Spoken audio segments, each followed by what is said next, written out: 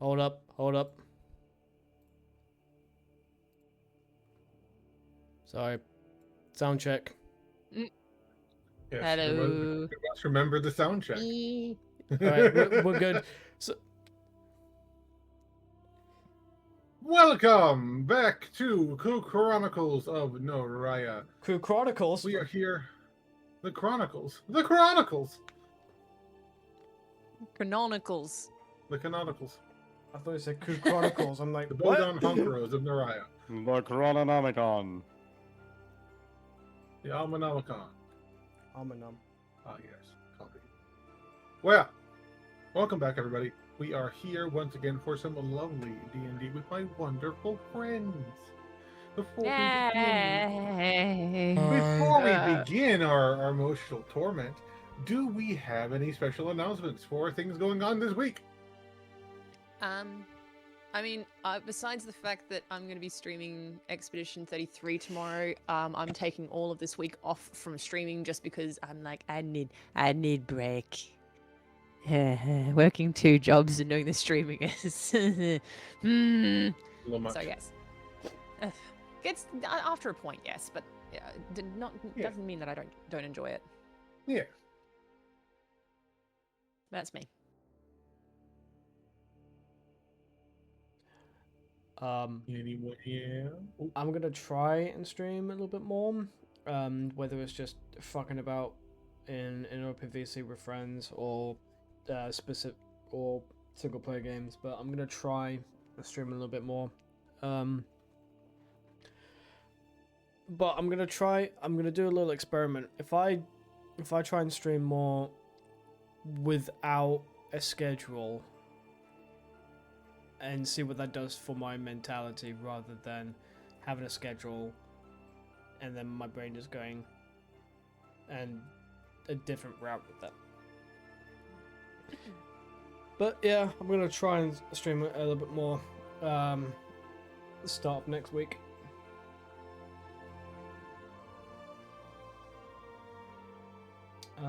But yeah, that's it for my announcement.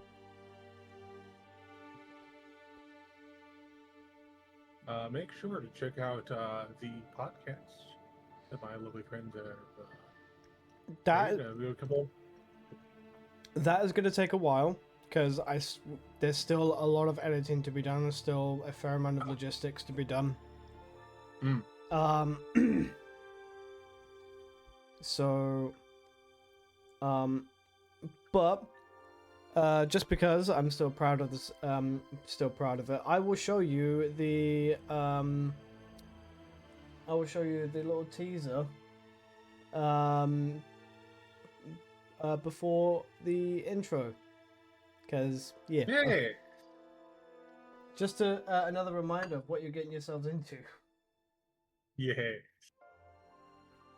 But Well, we don't have any other announcements. Let us see that little teaser. I might get that milkshake for Karen because it matches her hair. Oh, he doesn't even exist and he's getting me going. Oh my god.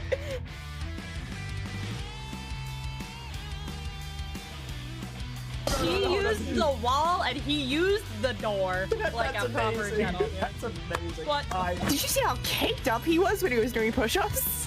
I was trying so hard not to say something about it. I'll say it. Listen, that ain't no cake. That's a whole goddamn bakery.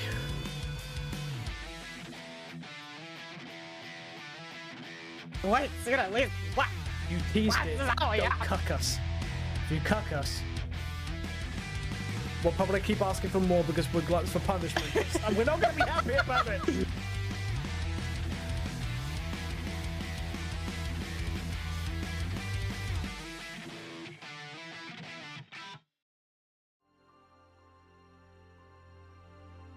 So yeah, that was a little teaser and intro to the future podcast. Yes. And with that, let's go ahead and roll. Roll intro.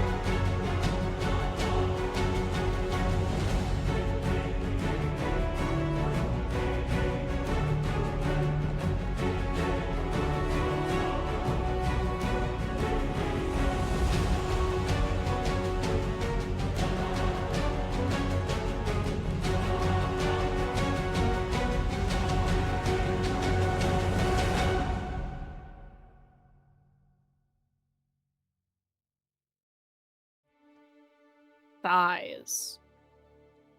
Booty. Eyes are nice. Beat. No! Bob, no! I have to No. ruin it. Bob! No, I have to ruin it every time. no. Ah!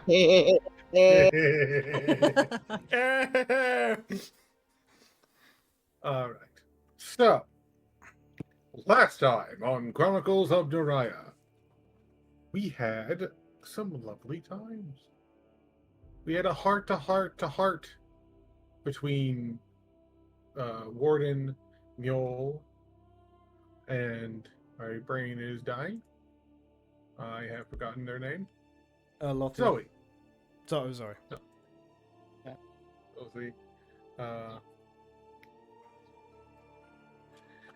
They had a lovely conversation and seemed to have things mostly in the understanding. Zoe is very happy to have both a boyfriend and a girlfriend. And, yeah. She's a little more high energy than Mule is, so that'll be an adjustment, but that's fine. Let's see. We had a temptatious situation with Vemwin and the idol. With a little compulsion, but she managed to keep herself centered. Well, it wasn't very happy. It's fine. Draven mostly rested. It'll live. Draven mostly got some rest, which is good. Because he's going to need it in the days to come. Because you have about a month. Because the weight of knowing that they have about a month until the forces that are currently in Kingdom of the Night will no longer be there and will be back at the Volcano Fortress. Which is, honestly, not a whole lot of time. More time than you've had previously to prepare for things, but... let's see. Zara and Niall had a lovely camping trip with the Bean, and a random run-in with one of Zara's... we'll call... nebulously best friend, who was in prison for a hot minute. Has been in prison since about the time you went to prison. She's been in there for about 2.5 years. And has received a letter from someone bearing the mark of Alvigan. We will see if that turns into anything. This session, I'm not entirely sure what's going to happen. At least for a couple of you. Conversations must be had. Dreams to weave. And plans to make. And bodies to reforge. So let us roll the die and see who is going first.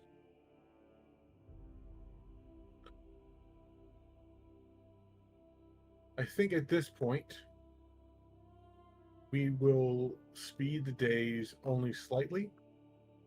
And this will be the day that everyone not currently in Coldport will reconvene here upon this day into Coldport. A lovely time spent away from everything, enjoying some family time, getting some breathers. So in the interim, the day before everyone returns, I am rolling Warden. You've received some word that the others will be back tomorrow.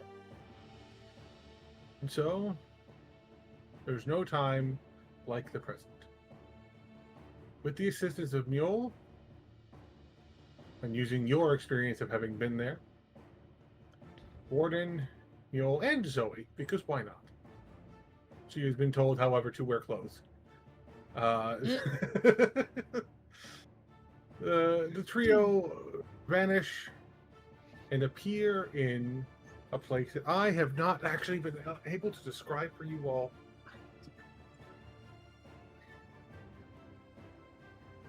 In the middle of the Roshakan coast is a towering iron city. Well, iron is sort of a misnomer.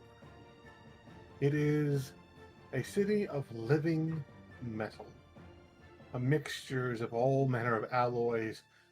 The very walls move, almost twitch, reconfiguring. Gears turn, and energy like electricity runs through with a brilliant light show. For Mule and Zoe, it is a little bit of an eye strain, but thankfully, always prepared. Mule brought cool sunglasses for them to wear.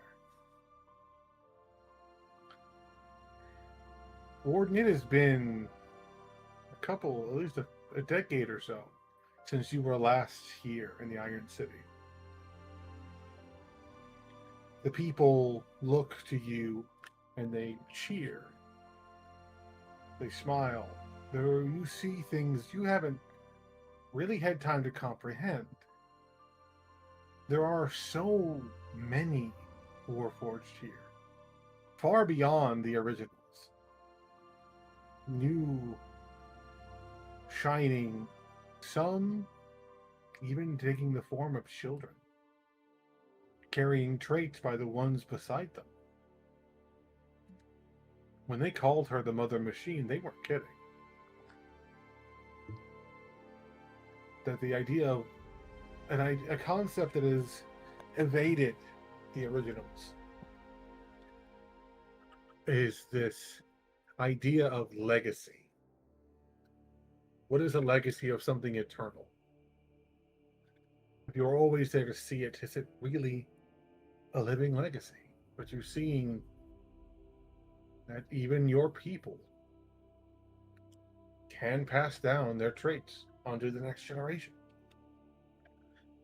These newer ones are smoother, cleaner design, less outwardly complex. They grow into their complexities. One such that you have seen is Okami, the personal guard to Draven's mother. Underneath all of his armor and upgrades, he looks much like them. And there's a moment where you have a momentary trouble distinguishing them from any other kind of people. You forget for a moment that they are like you, machines, but you are more than a machine.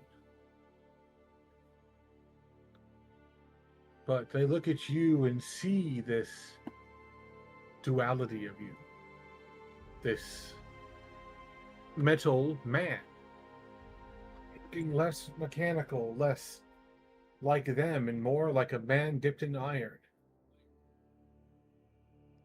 With the grooves, the telltale signs of your design show.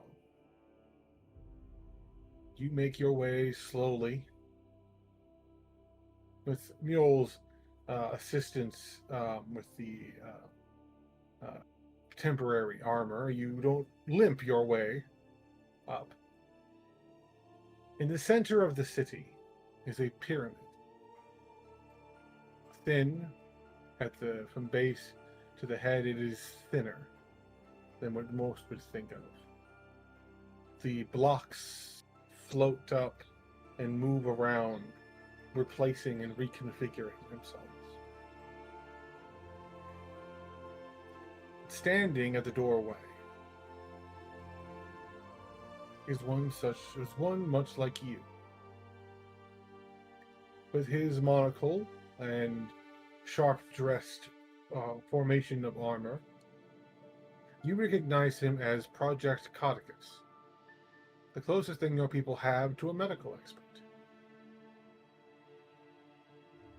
Ah, Warden. It is good to see you home.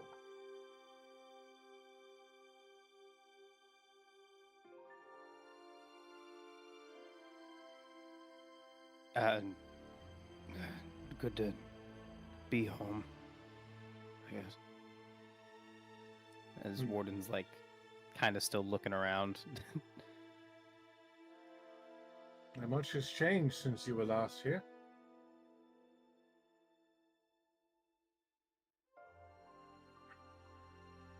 A bit jarring, I imagine. Honestly, not the most jarring thing I've seen today.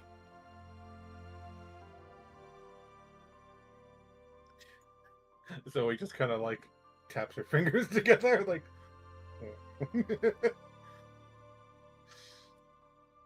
Guests. Wonderful.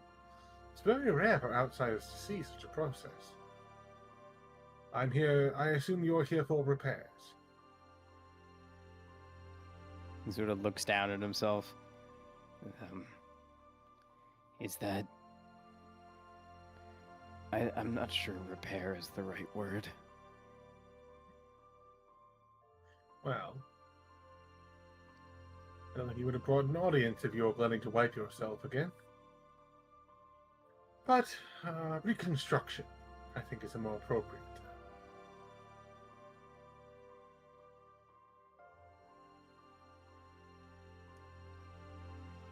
Yeah, that sounds better.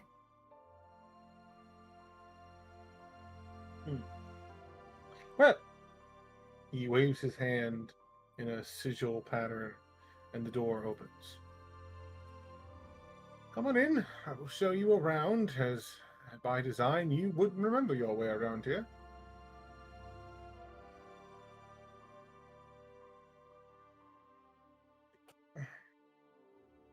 I think at that point he would leave Mule and Zoe at the door because I doubt they're allowed to come in.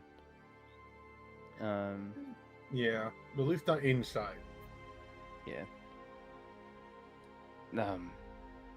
I guess I'll be back. I mean, I will, but I don't know how long this takes. So. Okay. If it starts sounding sketchy, I can't be held responsible for what she does. Don't say that out loud. Chronicles sort of looks at the two of them and goes, I'm very well aware of what that one is capable of. But trust me, I will take good care of him. He is my friend, after all.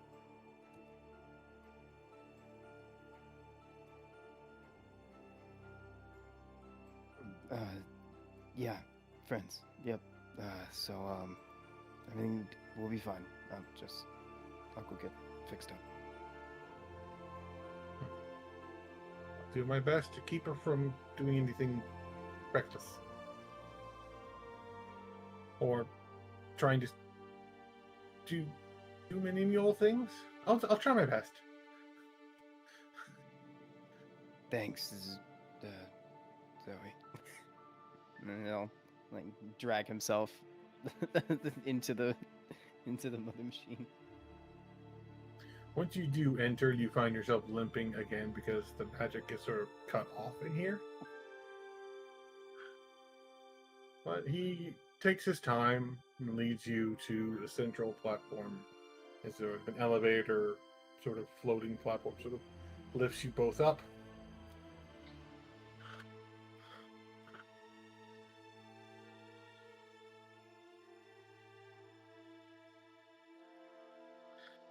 I understand your memories are returning.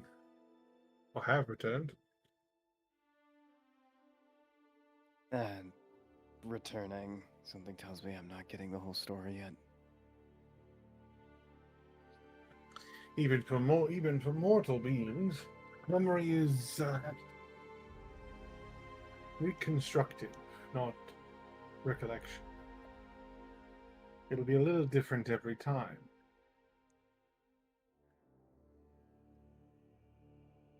But having them shoved away for so long is bound to cause some buffering issues.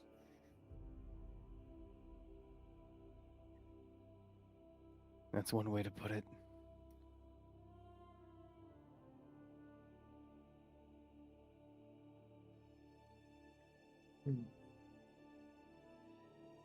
The elevator stops and the pulse.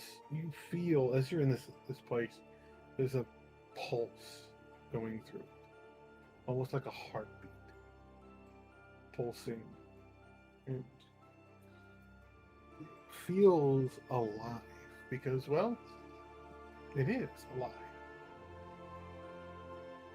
in a way. He brings you before a table, much like the one you would usually prop yourself up on for your sleep cycles. As he moves to the console.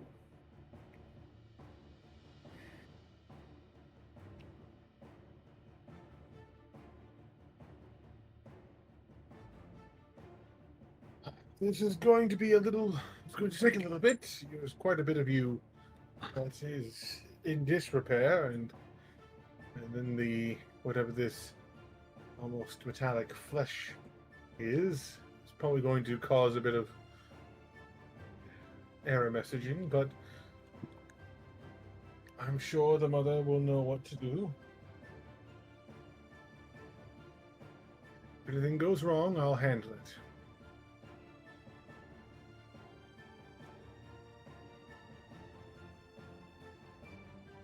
Yeah, thanks. You want me to lean in now, or? When you are ready, step onto the slab, and we will begin.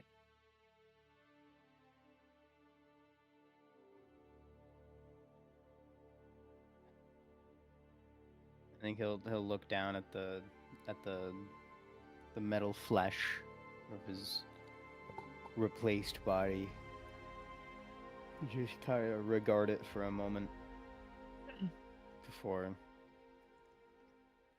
doing, presumably, one last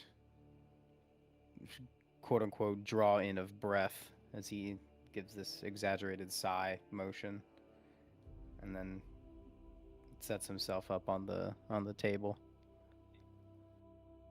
Once you are in place, he turns a dial as wrist clamps slowly close around your wrists and your ankles, as the table slowly tilts back into your laying flat, looking up into this shifting geometric shapes that are twisting and turning above you. The ground sort of shifts as metallic plates fold upwards into a smaller pyramid encasing you.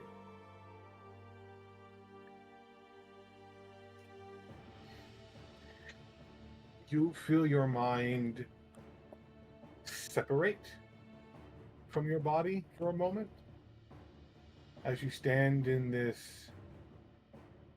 It's not quite the same white void as when you met Dedris. It's a softer light. You can see strings of what might be a runic code strip darting around the room. As you see the giant standing in the center of the room, looking at you.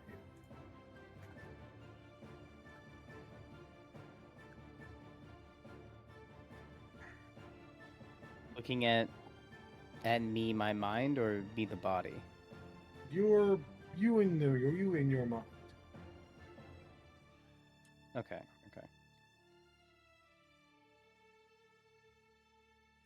I think he just stares back in what can only be considered like not a forced awe, but more like I should be feeling awe right now. Like this should be more important to me than it actually is. And he's doing his best to like show that, quote unquote. Hey.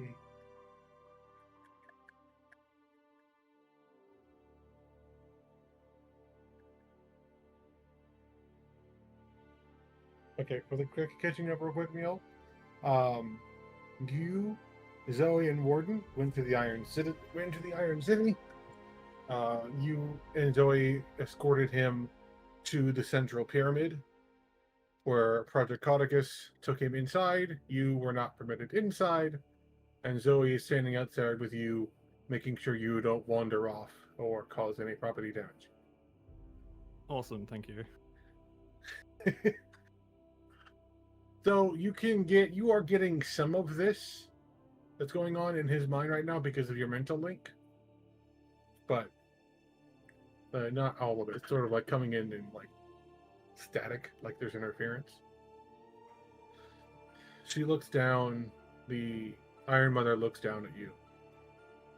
She looked different to how she once did, where she was sort of covered in frost and had a primordial element about her. Her horns are sort of disconnected into several, like, almost jigsaw Rubik's Cube pieces. Her outfit is sleek, almost cybernetic in design, and orbs float around her in different metallic components. Brokir, it has been some time.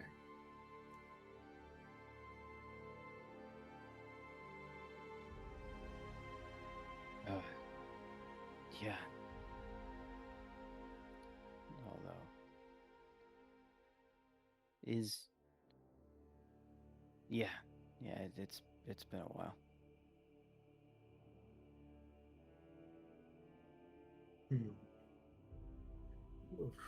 gotten yourself into some disrepair. Well, that's what happens when you lock yourself in a bubble with something that's designed to kill you. I suppose so. She waves a hand, and you feel the armored half of your body break away, leaving you as essentially making the two halves match. Of you are now standing there, essentially a naked metallic man, a version of your old self, but now in the a metal casing. Is the helmet gone too? The helmet is gone. For now. For the record, the mohawk is still there. The mohawk is there. Yes, you still have your metallic. You have a metallic mohawk, but yes, as your helmet was actually split in the middle to have your mohawk show out of your head. I thought it was a plume. No, it was my mohawk. No, I just style it that way. I was rocking the hawk. Well, she flicks a hand, and you have like essentially a loincloth. You should cover your decency at least. She moves her hand, and an image of you appears, of as you are now.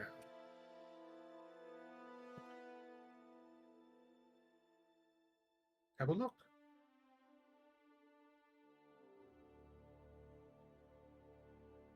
I think Warden regards the mirror and just looks himself up and down. I guess he has a face now, so he's making expressions for the first time in a long time. And his face is just this mix of confusion and concern and just is not. It's not what he'd hoped he'd feel when he was looking at this again, and it's very clear. She's currently like, a skyscraper height. He takes a step closer, and she's shrunk down to about your height. She honestly can't get much smaller. She is a giant. But she sort of steps next to you.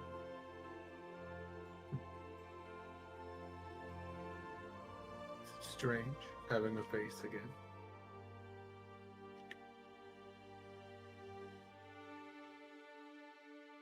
It took me a minute to get the eyebrows moving again. Oh, yeah. Expressive. Kinda forgot I had eyebrows. Well, you never disengaged your facial armors.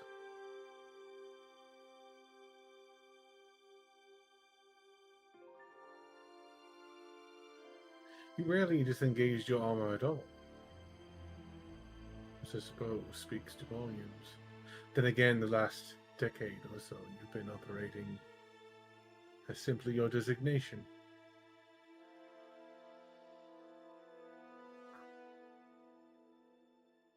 Because he wouldn't know it was there.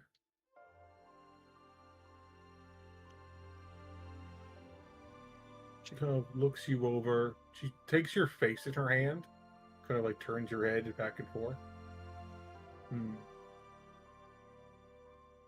Naturalized iron physique. Gold inlay in your tattoos. Red filament for your hair. A goddess had a hand in your reconstruction. Yeah, I was a lot less put together at the end of the fight, so Ratatasker put me back together. Sort of. The rat. Koldana. Yes. This does seem like her work. She grew your body as if she was growing a tree. She is one to do. Carved. It can be remedied, if you would like. She kind of lets your face go and lets you continue making faces at yourself.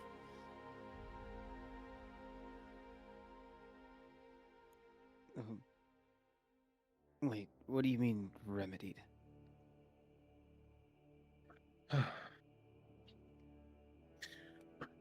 Reconstruction and reforging are not as simple as I make it seem. Every time it is done, something is given. Nothing without cost, as it were. I could leave you like this. A metallic version of your former self. Your face. Still, I would put you back in your armor. There's a lot of energy and a fair amount of incredible power being stored within it. You even gotten back your favorite weapons. Shield. The integrated part of your anatomy would return, obviously. But the choice that is before you, I can return you as this, but within your armor, able to disengage the faceplate or the armor as a whole whenever you wish, allowing you to have your expressions. A combination of our techniques, leaving you no more weak than before, but with additional benefits.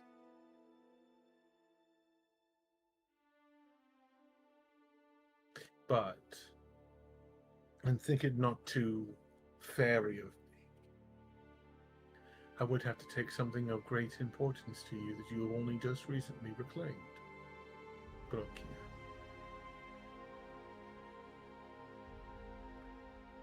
I would have your name.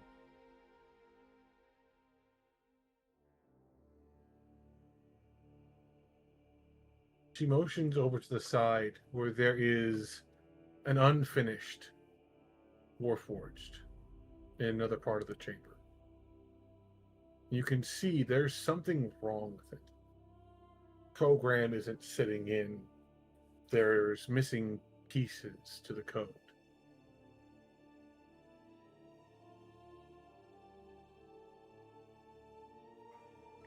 names have power here in our world.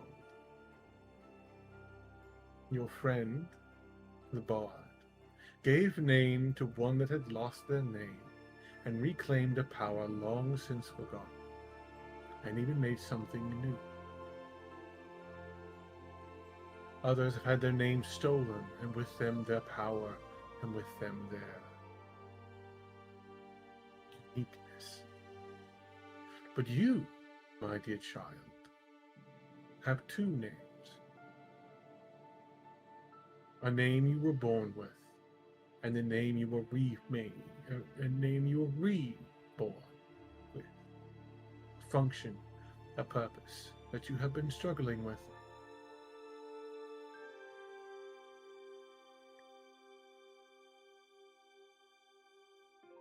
The second option is the simpler one. I return you back to as you were. Same design, same functions, perhaps a little bit more, perhaps a bit of more resistance to rusting, a different metallic composition, more in line with your adamantine armor upgrades. But overall, back to how you have always been. No face, no expression, simply the warden.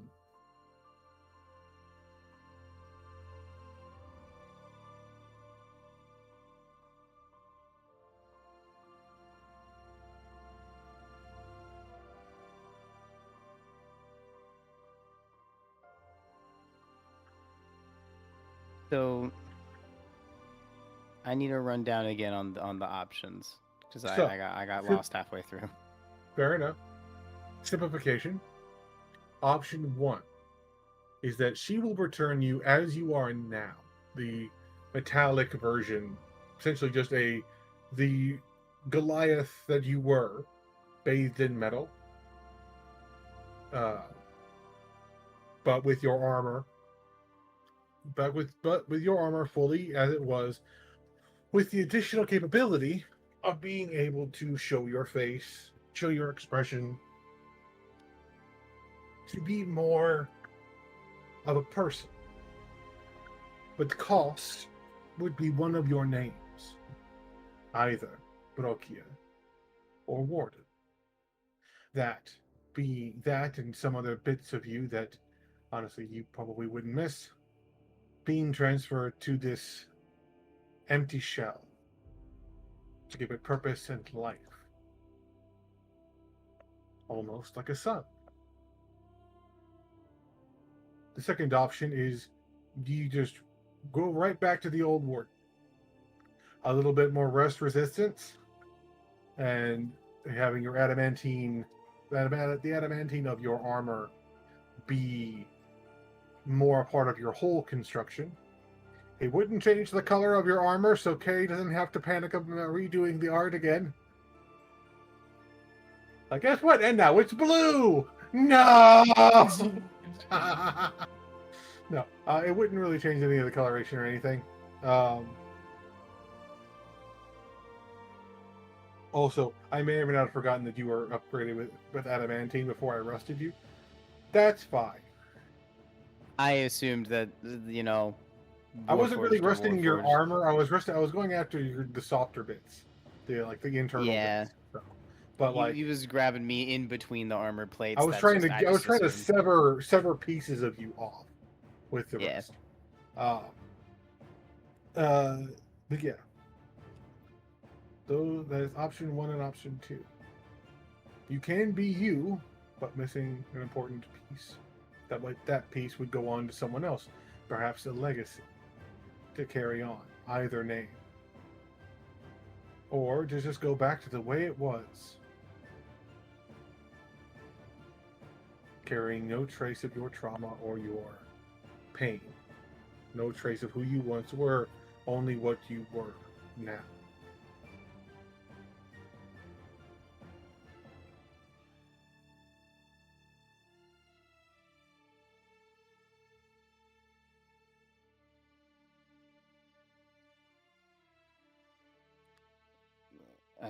I mean,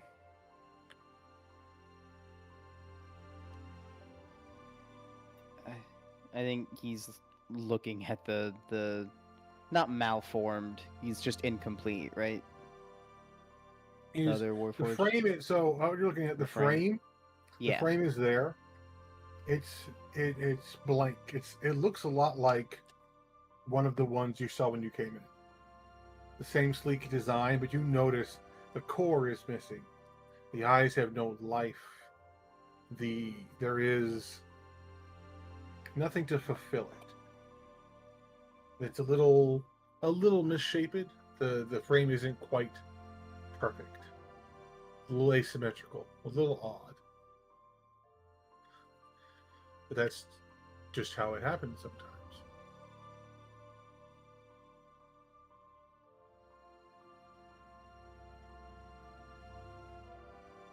I think Warden looks at that for a long moment. And thinks back to the name broke here. What it used to stand for, as far as he remembers, what it used to stand for. Mhm. He thinks about what it might have meant to other people, about how it, probably the reverence that it had gained in the very early days of the Warforged, and the broken memories that he has of carrying that same name for so long.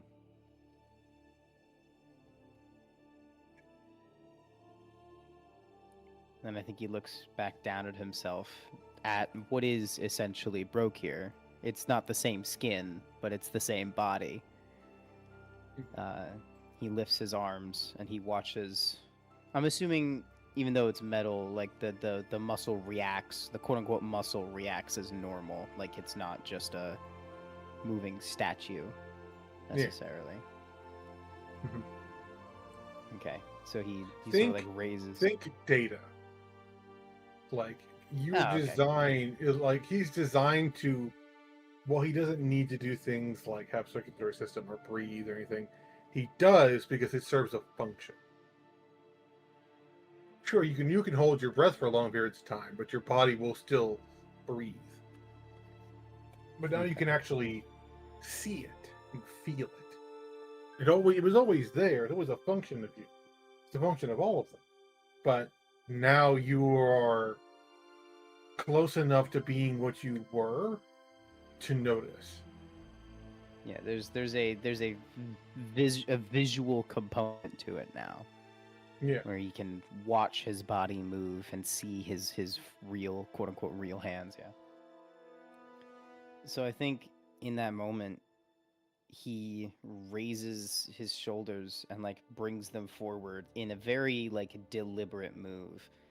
And the lats on either side of his body balloon outward as he flexes, just to see if they work the same way that they used to. Mm-hmm. And he's just staring at himself in this mirror as he brings his arms up and he squeezes as hard as he can, and his muscles balloon out to like twice their size. His skin, quote unquote skin, like tightens, and the valleys in his body deepen as this perfectly sculpted form that is yeah, literally. Just doing that doing the whole poses. Yeah, he's doing his whole routine that he used to do. Just and he gets like deeper and more exaggerated with it as time goes on. And he's just he holds these poses, and he's staring at himself the whole time. Before he built his current skill set, he had a different one. Before he was made of metal, he was made of flesh and bone and muscle and no fat. And for the first time, technically ever in this current iteration, but for the first time in his greater life in probably thousands of years, Brokir is looking at himself in the mirror. Brokir is practicing his routine that he has not done for ever at this point. Brokir is almost shedding a tear just at the beauty of what he built, what he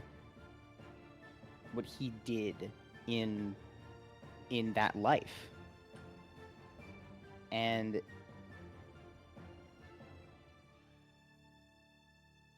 he stops and brings his arms down, and he's still, the muscle is still there. The muscle doesn't go away, but there's a difference between when he is performing and when he is relaxed, when he is training and when he is just living his life.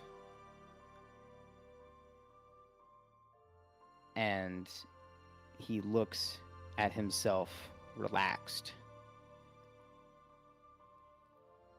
and he feels so small, despite him doing what he did back then.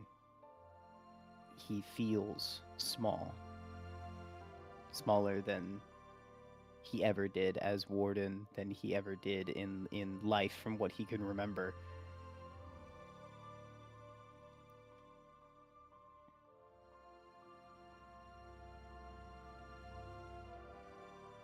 And he just stares.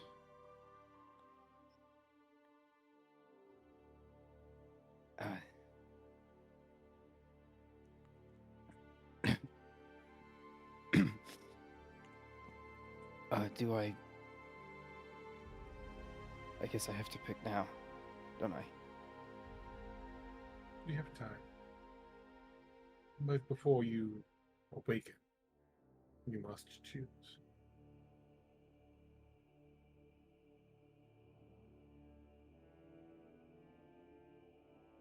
It is not an easy decision.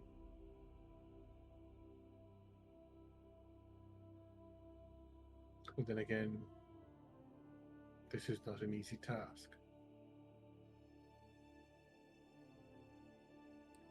I mean, do I lose? You say I would lose the name,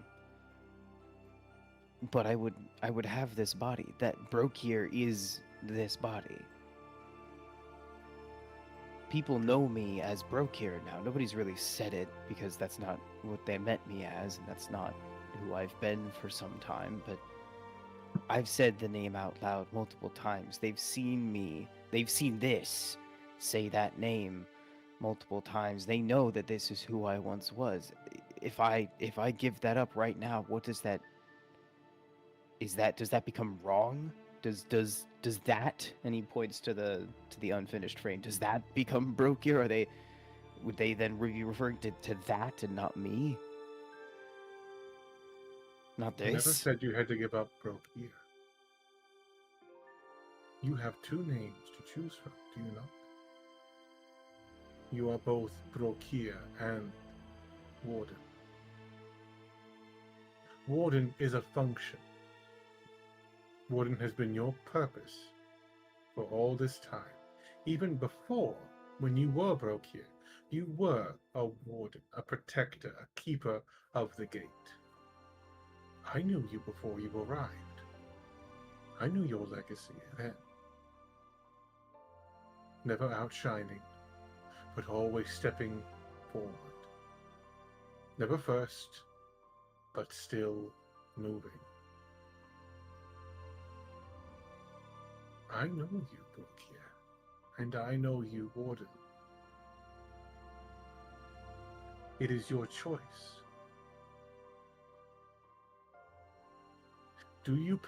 If you choose this body and the upgrades that will come with it, but sacrifice one of your names. She looks down at it. You are passing on the legacy of that name to the next generation. Not even you will last forever, my child. Even the Iron King will rust one day.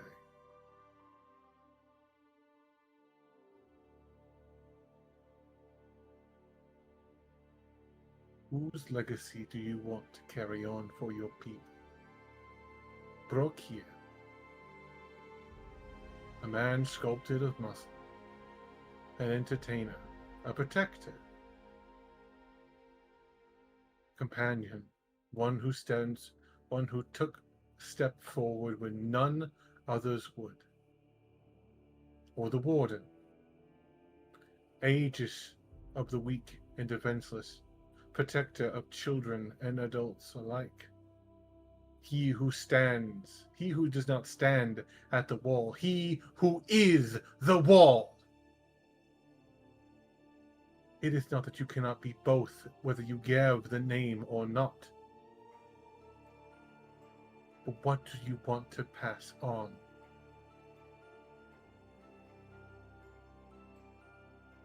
Which do you wish to carry with you? The man or the function?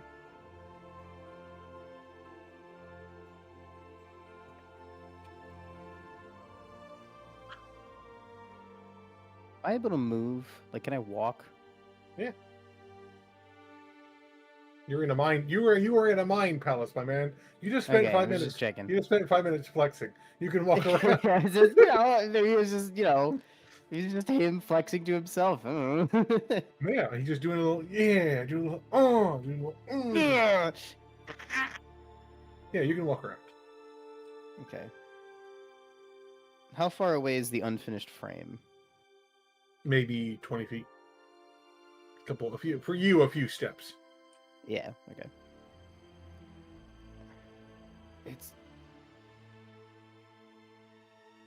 It can't be that simple. It's not that simple. I can't just. I mean, if we're thinking, if we talk about, if you're giving life to this thing, then how am I supposed to decide for it? How am I supposed to decide what name it takes? That's an impossible choice. I didn't Right. choose Brokir the same way I didn't choose Warden. So who am I to decide for it? You don't believe you chose Borden? I mean, You I could don't have remember kept your choosing it. Each of you were given. This is the same choice I gave you before, but in the opposite direction.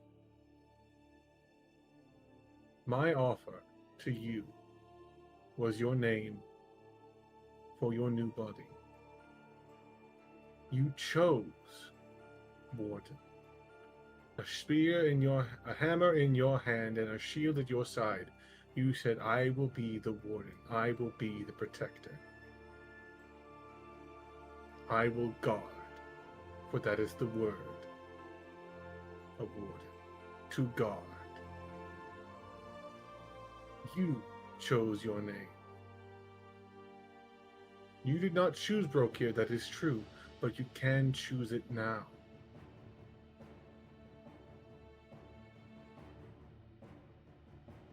You're right, it is an impossible choice. There are pieces missing here that I cannot complete, and so I must take from what I have made.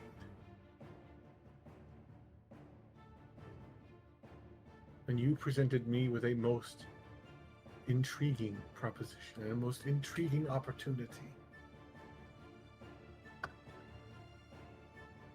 And an opportunity for yourself to remain or to grow, to discard what is no longer needed, to be more than you were, more than your function, to be what you dare not be in life. You could be again.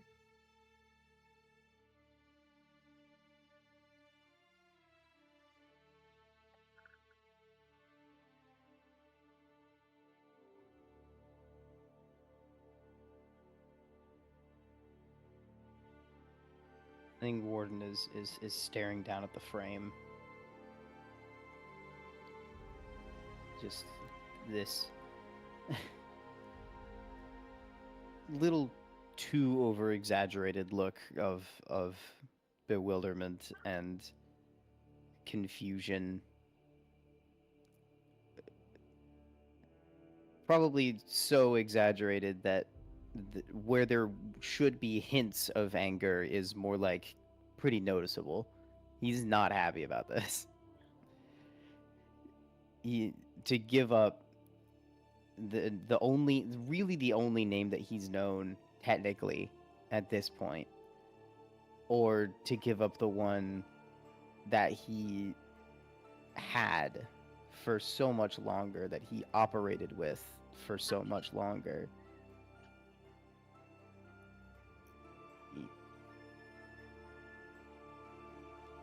It's not even that he doesn't.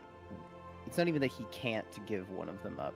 It's that no matter which one he gives up, he loses something to him of equal value.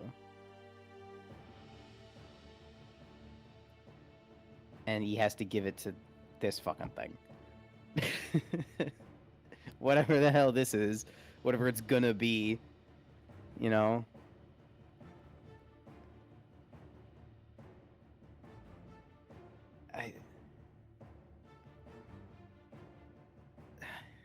You, in your thinking, you have these thoughts. How am I supposed to give my legacy to this fucking thing? And there is a moment where an image flashes in within your mind. You look over and you see children running, playing. You see Sam. You see the little robot kids running around. And it slowly clicks that is what she's asking. To give your name to the next generation. She is offering you a son or a daughter. Whatever else they are will be up to them. She just looks at you and waits for the realization and softly smiles.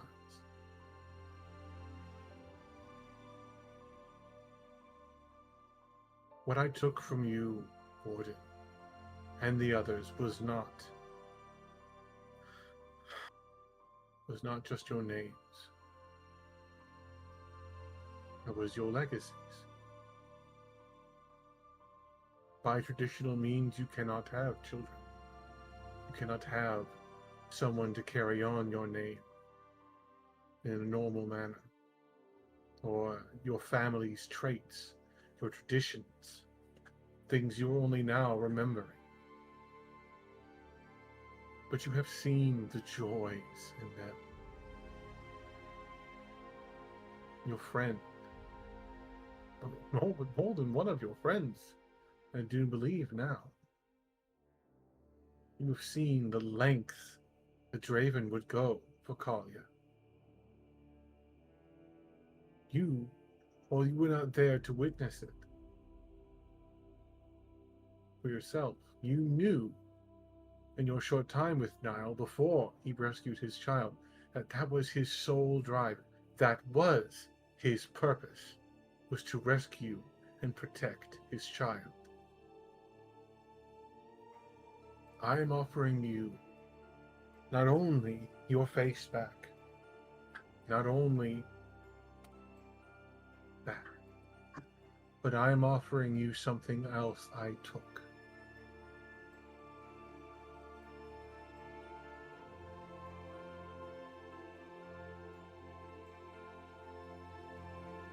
I'm offering you your legacy. Either the Warden or Brokia that will come after you are gone. Because the world will always need one. And you are marching towards two enemies that wish to undo the legacies of all around them and ensure that there is no future. While you may be marching to face them, who will march to face the next? Or the next?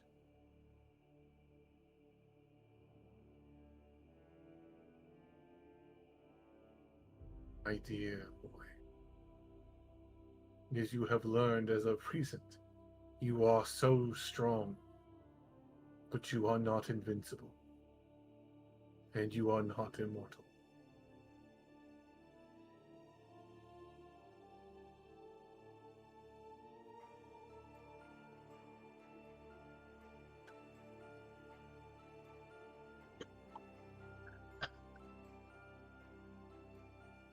Neither will they be. Who am I to sentence them to that purpose?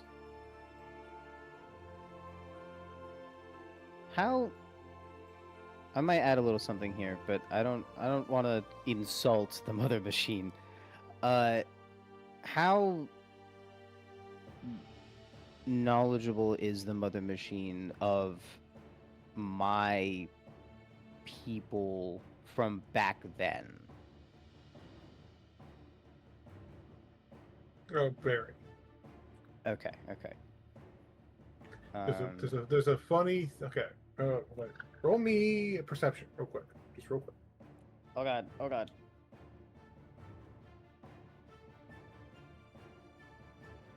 Perception or history? Either one. History is higher.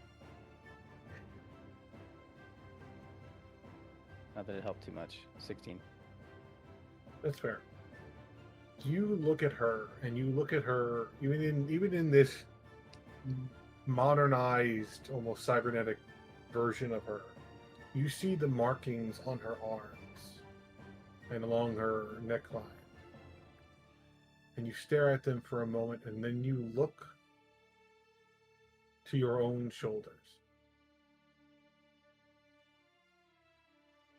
They're the same markings. Because Goliath are descendants of the giants, and you are one of hers. For you to call her mother machine is far deeper than you realized. You were not simply there by chance. She called to you because she knew you would be the one to stand to the task. She looks at you and sighs softly. I asked myself the same question when I called you to me. You were the strongest of my descendants. No, you held yourself back in every respect of life, which is what drew the god of humility to you, to reward your humility with abilities that aid in what you do best, to protect, to heal, to preserve.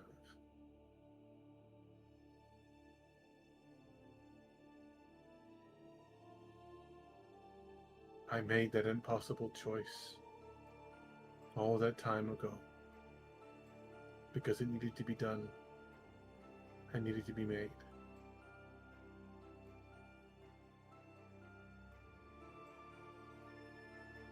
I do not regret my choice,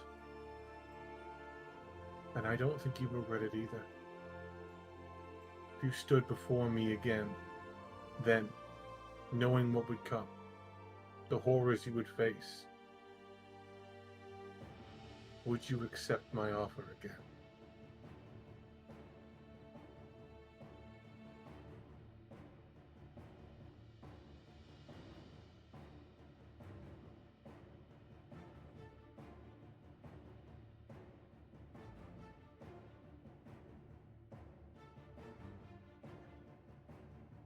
I think Warden starts crying. Not like no loud sobs, no wails, no sound, just probably for the first time in thousands of years, tears just start streaming down his face. And they're gold. want you to- Just for flair, they are gold, contrasting your silver skin. I want you to know this is a really fucked up way to get grandkids.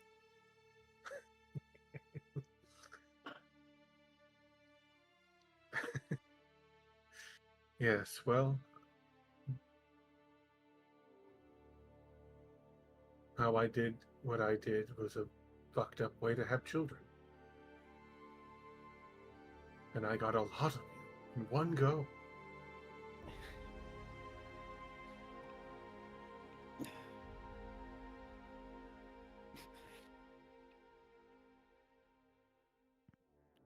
I wasn't even supposed to live I wasn't even supposed to live this long.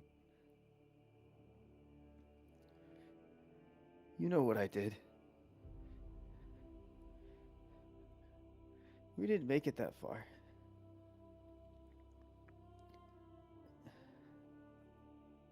I probably would have. By the time that shit started, I probably wasn't even gonna live 5 more years.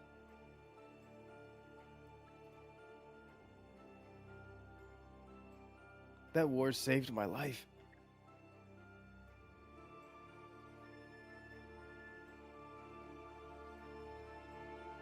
And he pinches the bridge of his nose.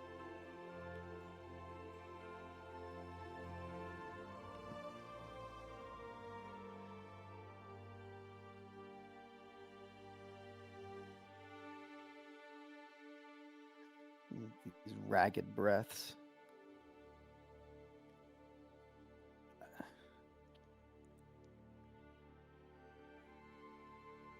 I wasn't even supposed to make it this far.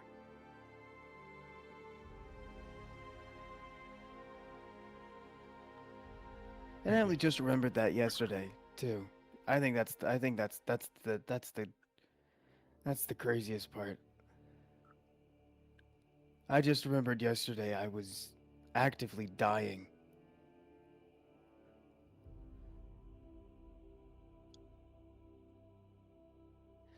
Ironically, too much iron in your blood.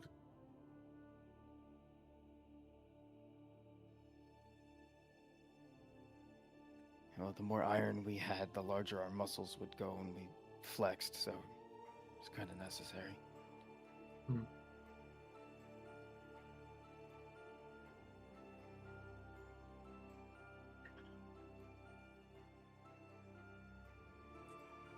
He looks down at the frame again.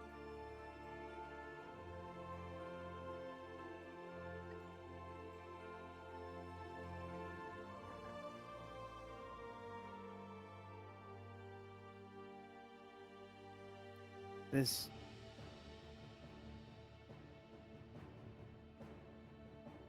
I'll still be metal, right? Of course.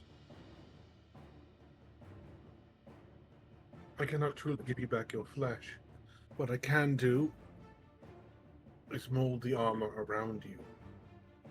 Let you remove what bits you need and don't need. But it will always be a part of you.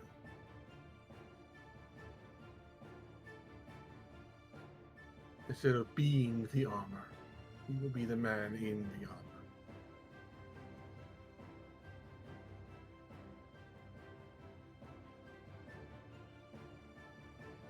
But without flesh, won't I just be...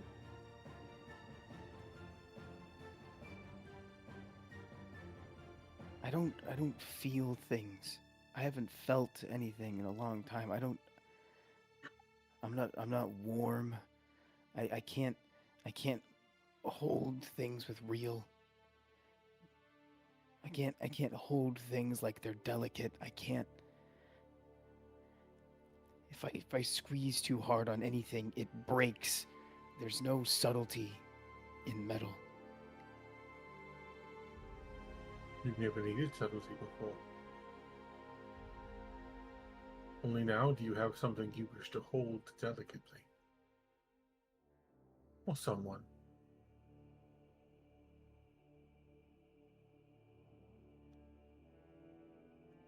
Because you've never tried. Everything, you are too big for everything. Because you needed to be. You are bigger than you can be stronger. How would you view your little fairy friend as weak?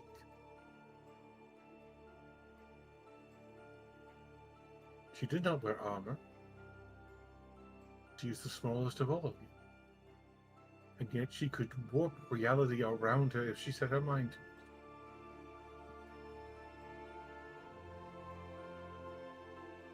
Strength is relative.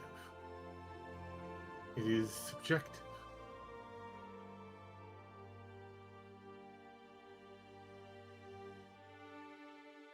And it is about control and practice. With this new form, it will take a little time of getting used to it. You have walked through this world as if it was made of cardboard. But now the world is simply made of the world. You are no weaker, but now you have more control. You are not just a hulking bit of armor able to crush down on everything else. You are a man, just shining.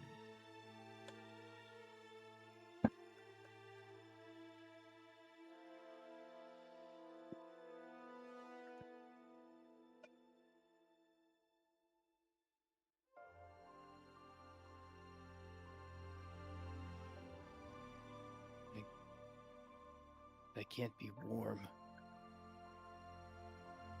It's not. You can't hold a sword the same way you.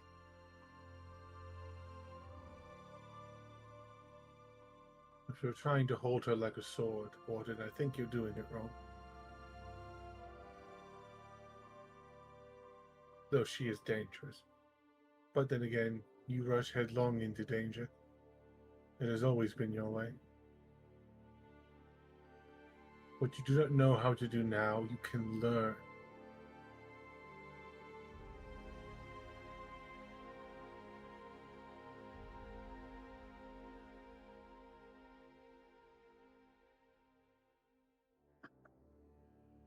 And your warmth is not in your body.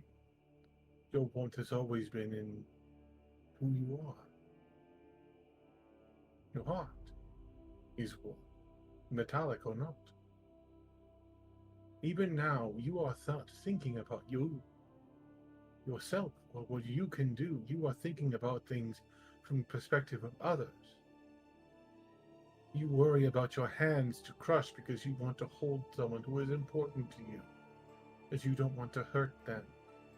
You want to be warm for them. What do you want, Warden? Nothing is stopping you from taking what you want. To give what you do not need, to take what you want.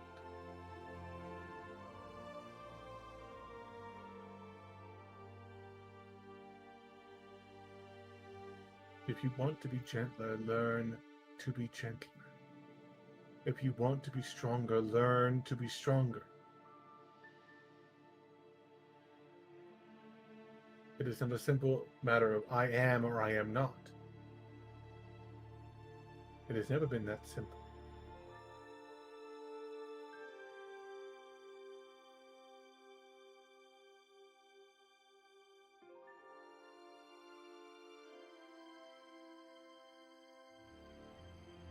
It used to be. Yes. And now it's not. It will not be for you, just as it will not be for them.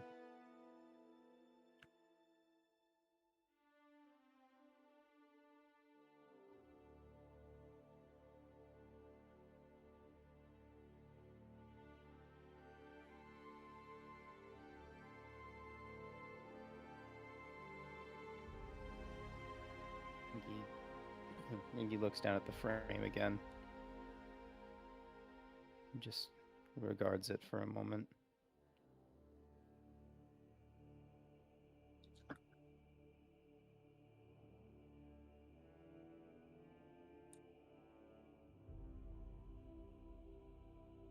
I mean,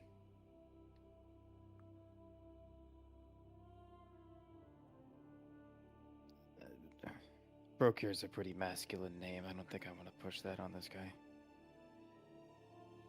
Big boots to fill. That'd be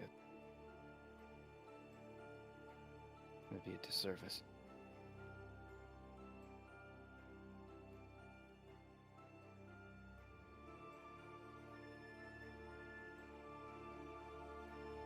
She steps around you to place a hand over its chest, and then takes your hand, places it over its chest.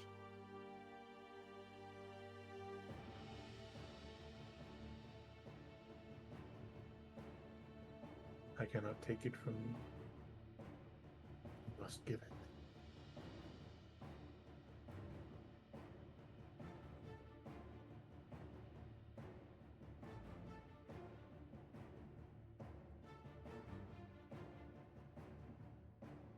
I think almost to anchor himself, Brokir flexes the other side of his body, the one that's not touching the frame. So he's got one side that is quote unquote normal, and the other side is tight and bulged out, and honestly, it probably looks a little concerning.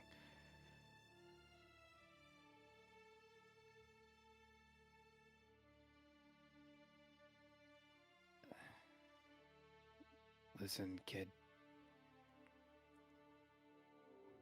This is gonna suck. It's gonna suck for a long time.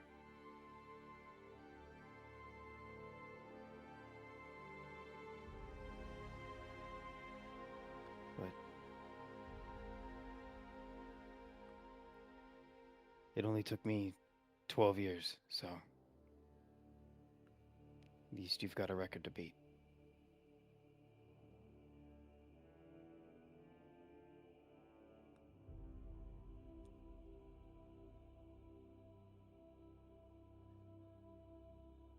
And for the record, I'm still the Faith, so if you try to take that from me, I'll beat you. But you are the wall. You are the line. Eventually. You are Warden now. You see a light pool from under your hand and fill the space of the core. The eyes glow dimly.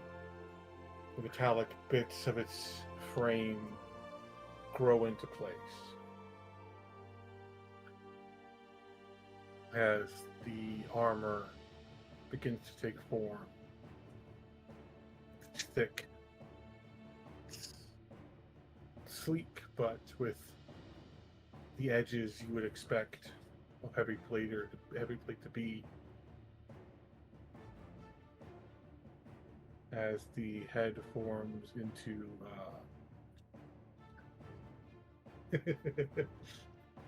as the head forms into a helmet, and the chest forms into armor, slowly taking form as it sinks into the floor of the mindscape.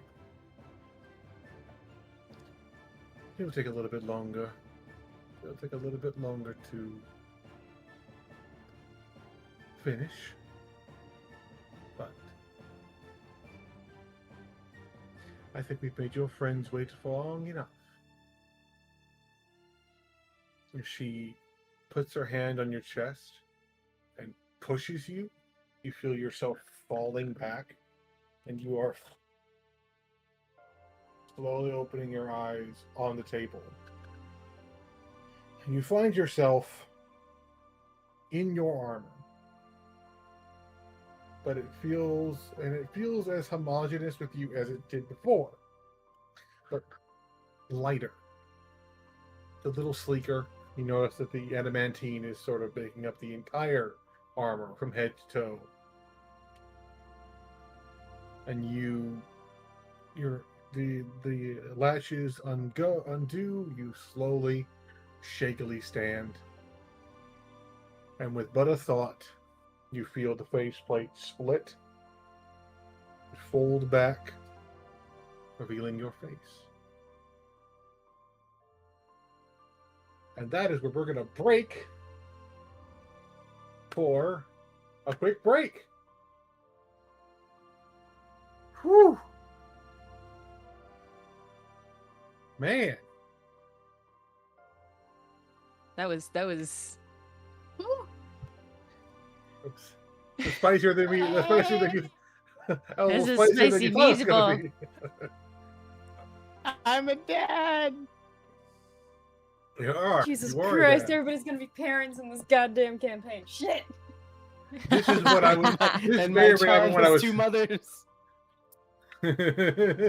This may or may not be what I was referring to earlier. Ah, All you right. didn't telegraph this at all. There was no way I could have expected any of this to happen. Like, what do you mean, huh? What do you mean? All right. We're gonna take a quick, I'd say, 10-minute break, and then we're gonna go to someone else. Cool. Alright, let's go.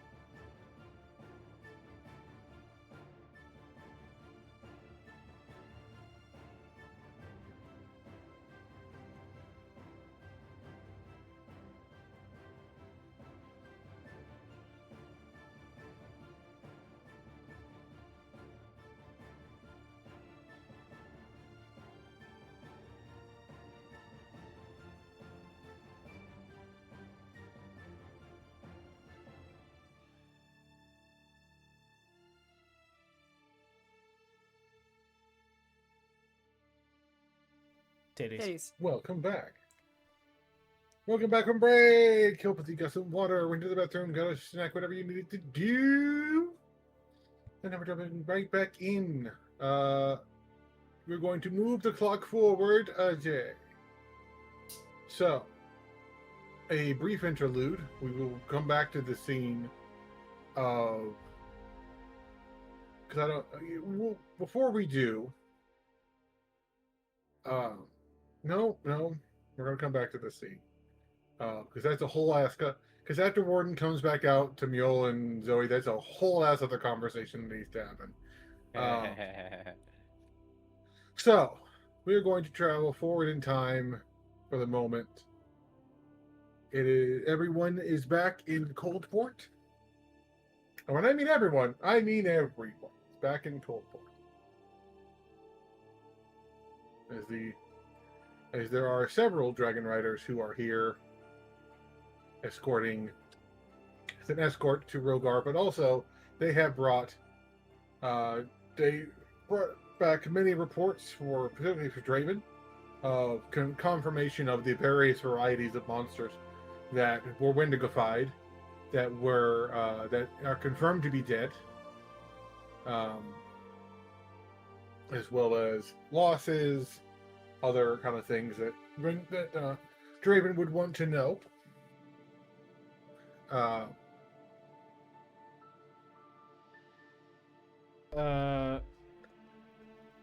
Draven will note these down on the battle map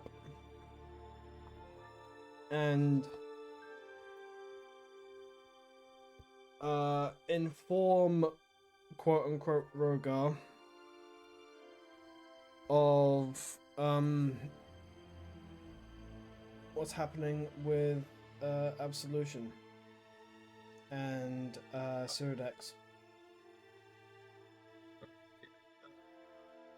Just take a bit. The scouts get to there, but Rogar does find you in the conference room. As reports are still coming in of, there's like a whole list of Imperial officials that were replaced, including your brother's father-in-law, who was one of the highest judges in the kingdom, who kept quite a few people in prison longer than they should have been, because they would be troublemakers. But not for the kingdom, more for the bad guys. I wonder why they did that. Rogar does enter, being flanked by his personal guard, who he has stand outside. And he just looks at you a bit awkwardly, but does nod to you. I see you look successful. We were. But we have more pressing issues yet again. Of course. Cyradax is mobilizing.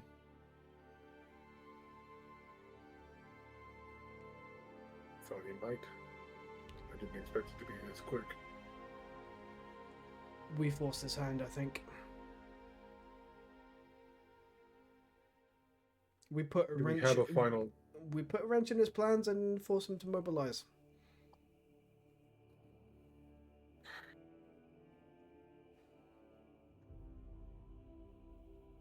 I imagine getting a full count of the people replaced by Wendigo is more than what we have, but I'm guessing somewhere in the hundreds to thousands. You'd be correct in that.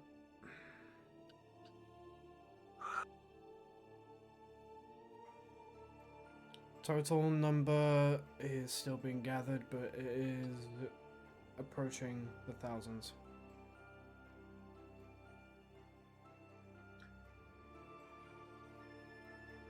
The kingdoms are going to be rebuilding for years to replace those people. Yeah. And that's just the dignitaries and judges and everything else. The actual regular people. Something else entirely.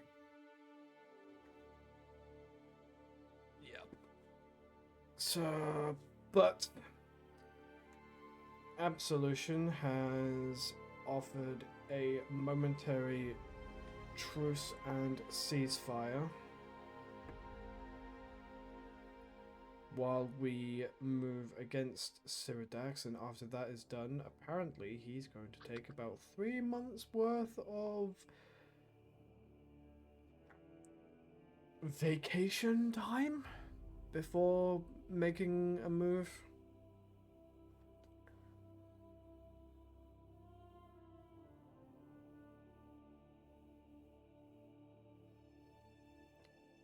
Half wanted to say I'm just going to fuck off into outer space. But 3 months of time after what's going to likely be a very costly and involved campaign against my father, I think I'll take it. Better than nothing. And it's certainly better than the worst case scenario that we thought was going to happen. An ultimatum, then. Well, dealing with one something of their level instead of two at one time. It's a smart move. Yeah. Not the happiest move, but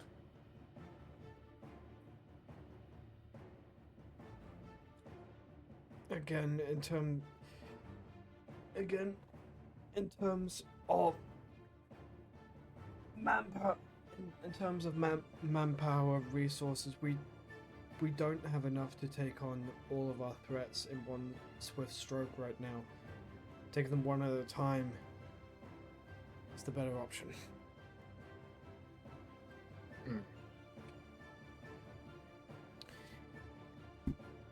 What's the projected time period before he's recalled his forces? Matter of weeks. I have my scouts out there. Given reports, they are not to engage in any way, shape, or form. If they do get engaged, then they are to retreat. They are not to fight back. Grandfather is single-minded. He's not going to risk entire platoons being taken out while he's recalling them. If he doesn't have the resources he once did, then oddly enough, an endless army of undead becomes a lot less endless. Draven will kind of point to the map of where the general direction of each forces are amassing. Like somewhere around this area, they're heading that way. My guess is towards the sea. Volcano. Yeah.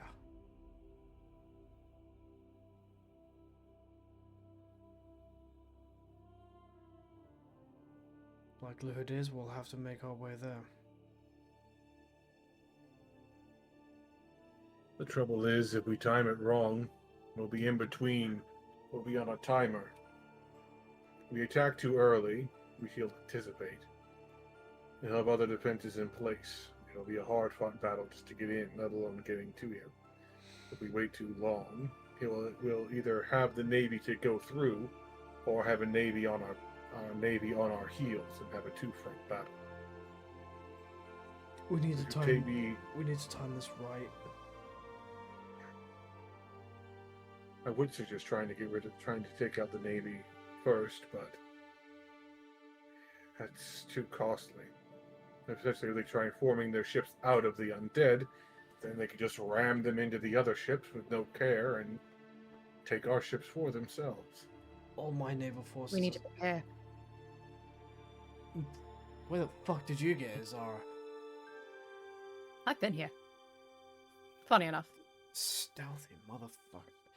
Look, Yes. all of our naval forces are stretched out across the seas right now. It would take too long for everything to consolidate. Who said you needed to use the Navy? What do you have in mind? I have a boat. One boat against an entire navy to get through. I have a boat. I can hire a crew within 2 days, maybe less. I can have my father help out and spread the word out amongst the other sailors. How? Bard, question. How? What is the naval strength of Cyradax's forces that we know of, or at least predict? Without Marina, it's not much. It's ghost pirates. It's a few, maybe a couple dozen sloops, a couple of galleons, barely holding together. Well, that's not really the point. The point is that they can, phase in and out. But if you have people like, Warden or even Zara with their lyre, they can counteract the ghosts, or Mule with their necromancy. Just, you work for me now. Fuck off. I could just drop What's the that? sky on them if you like. We are not dropping the sky anywhere, I think. Yep. We kind of need that. Alright, fine, do this the hard way then. It would be a quarter of the current level of strength. I would imagine be about a quarter of what he has. If you say it's true and Cyradax, Absolution's forces have pulled back, that means Marishna and her crew are also pulling back. They would be more of a problem. They're actually experienced sailors. They can actually last a bit longer than the undead crews. They're mostly just going off of instinct and memory. So what we're talking like? Instinct and memory can only go so far. Sorry. So you're correct. Instinct and memory can only get you so far, but at the same time, I'm not one to underestimate the sheer power of numbers alone. You do also have the Eldorado with its gun specs, particularly the anti-magic gun. That would certainly be enough to punch a hole into the enchanted door. As far as True. the real The question Eldorado- is, we're not quite sure what his aerial capabilities are. We know there's a device somewhere within the volcano that controls the output of the elemental energies outside, the storms, and the storms above, the seas below, all that. The blizzards that centers around it, and apparently it can shoot lava from different places, not just the top. That's fantastic. Right. So brilliant. Love that. So what we thinking here? Like 10 ships at most for the naval strength. Are you 10 asking ships. me? A general question to the ether, to anyone who knows. to the ether. 10 ships with Zara at the lead. See if your sister can spare. Or Cyradax's. Cyradax's forces. Before the rest join, maybe 10. Decently armed. He'll hold his galleons there. Send the sloops out first. You always send the pawns first, so that makes sense. The main job will be to ram into any naval forces and try and overtake them that way.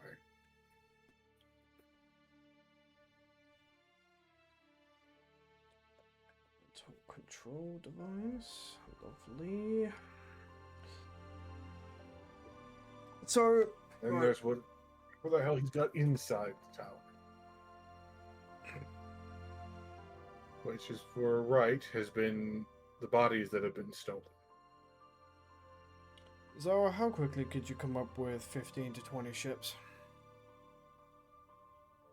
15 by the end of the week.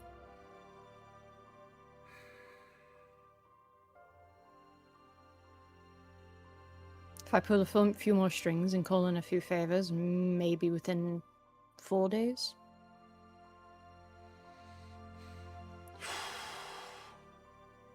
See if you can do it for 5. We need to time this right. We do it too early, we have a naval fleet on our heels. We do it just right, we take everything out at once before they have time to settle. See if you can do it at 5. Set up a perimeter around the volcano, but just enough out of reach to not cause suspicion. And then Are you asking me to collect 15 or asking me to collect 20? Because having 5 extra out into the sea where they are outside of range would also be very, very smart. Not only for our sake, if we lose any ships and then they gain the higher ground, we would have a sneak attack fence that would actually also work as well. You forget who lived on the sea. Well, here's the thing. I may not have lived on the sea, but I know certain battle strategies, and that extra 5. Now, actually, hold on. I'm gonna do an actual thing and look at the fucking map. How about that? You know, the thing that we haven't done this entire game! Yeah.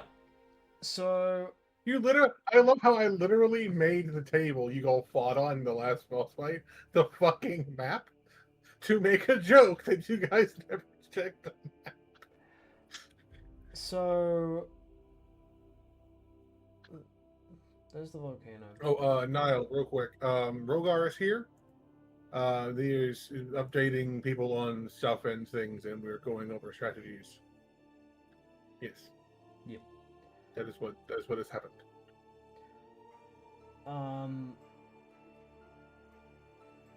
The 15 ships can come in from the south, coming in through the pass that's between the Kingdom of the Night and Roshaka.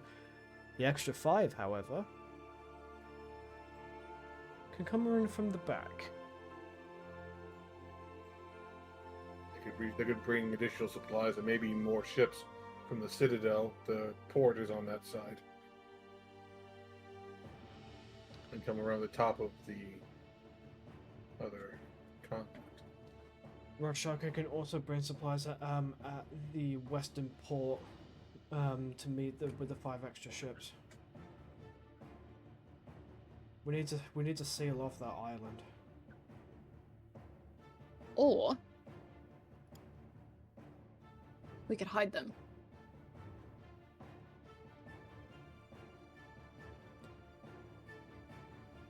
What about hiding them the west side of the Kingdom of the Night? And then come around the corner. Hide them as if Princess. regular ships' ports. And then when the time is right and the signal is given, I cannot speak, they would fight. They would come to the fray. Give the illusion of only 10 ships to their 10 from the south. Hide 10 around the corner of the Kingdom of the Night. Pincer maneuver. We pincer the actual island itself. Mm-hmm. I like it. 20 ships in 5 days? Doable? 20 ships in 5 days. Oh, aye. With all due respect, best get that done now. I will. I have other duties to attend to soon, but I will definitely spread the message. Draven just gives a look to Zara, then gives it a quick, benevolent glance to Rogar, and then back to Zara, just being like, noted. Well, I'll be here. Keep me in the loop. By the way, you can definitely tell that Draven has dark circles under his eyes. He hasn't slept well at all. Brother, if I require a... What's the word? I can't word right now.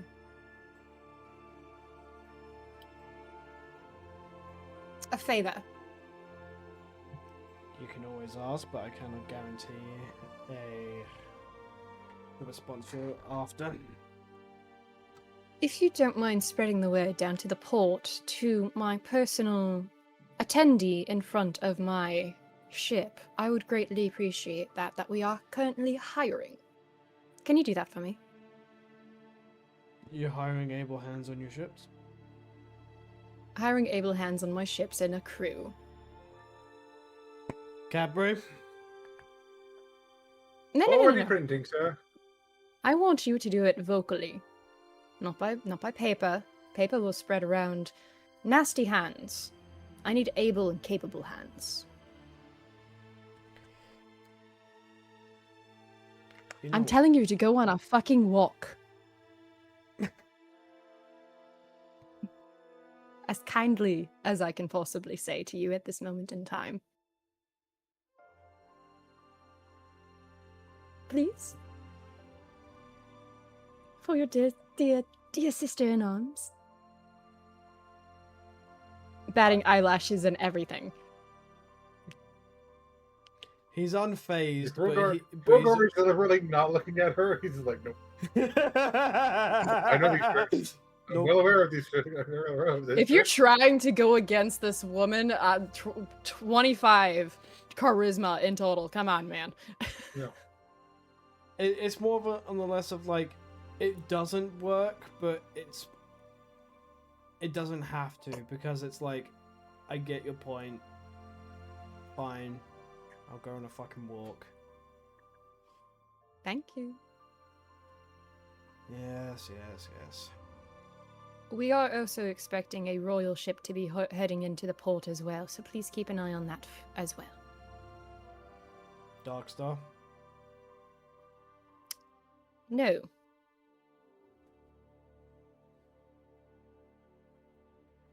Well, the prince, yes. No, We are expecting no, not prince. Darkstar, sorry, Blackstar. I keep getting... Noted. I will... Once they arrive in port, shall I send them to you immediately? Please. I will do. Now, kind of switches a look between you and Rogar. I'll leave it be.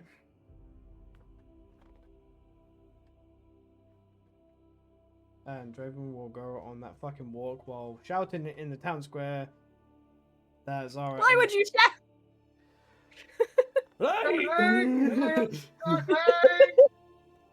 Right, who wants a job? Who And you wants hit food? Who wants adventures upon the high seas? What's the survivability rate? We'll get to that later. We'll get to that soon. TBD. TBD. Zara is, once she's alone in the conference room with Rogar, she will take off her hat, take off her new coat that she got, and she will lay them over a table. Not the table, a chair. And just stand there looking at him.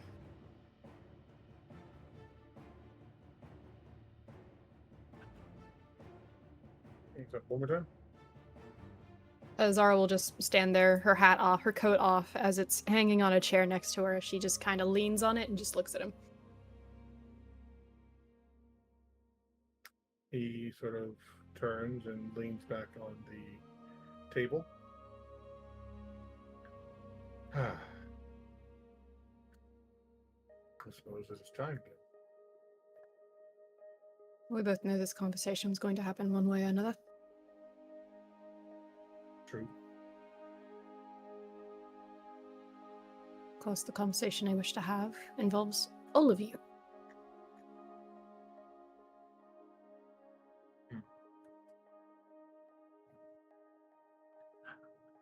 He won't be long. I I assume he saw won't. his ship in the distance. Wow, so we were flying in.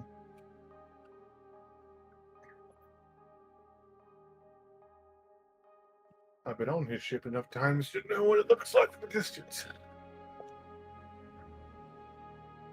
I've seen it. I can memorize it.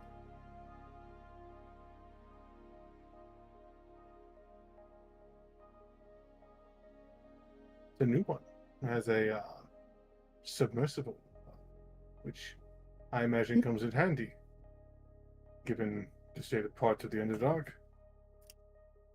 Indeed.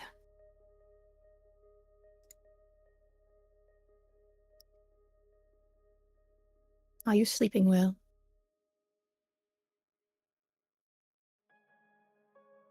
No.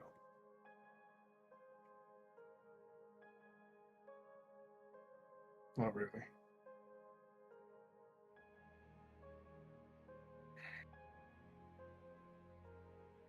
That grotesque deer thing still haunts my mind.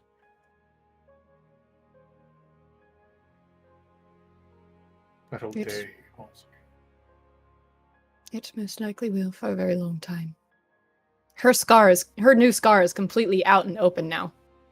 Not like full on open, but she is wearing her usual like crop top shirt that she usually wears.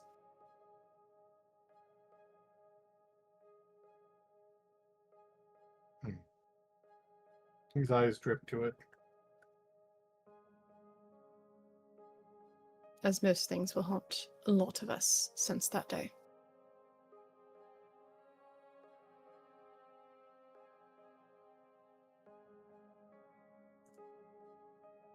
He kind of turns his head a bit, and you see this scar across his neck. A deep gash from his part of the battle. Scars in and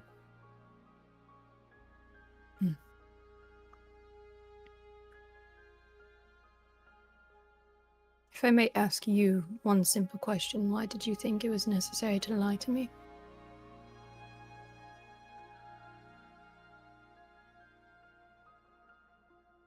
not that it helps. I lied to myself. To everyone. I didn't know what else to do. Rogar was needed. For peace for his people. To be a symbol for his people.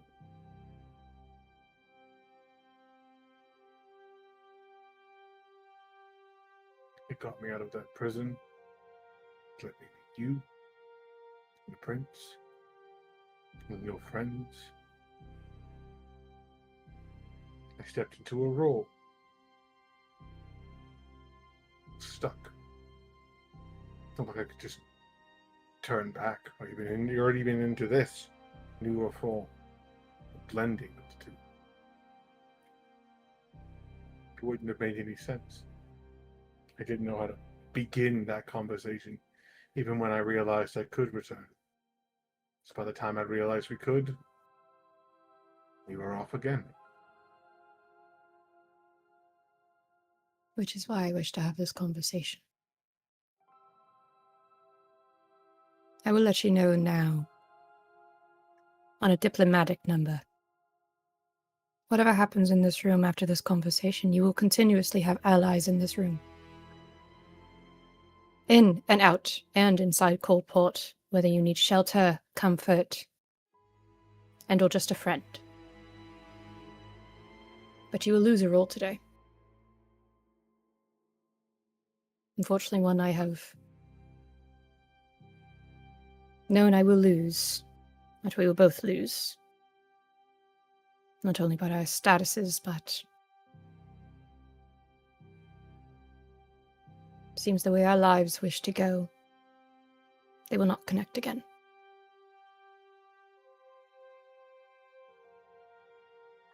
Understandable.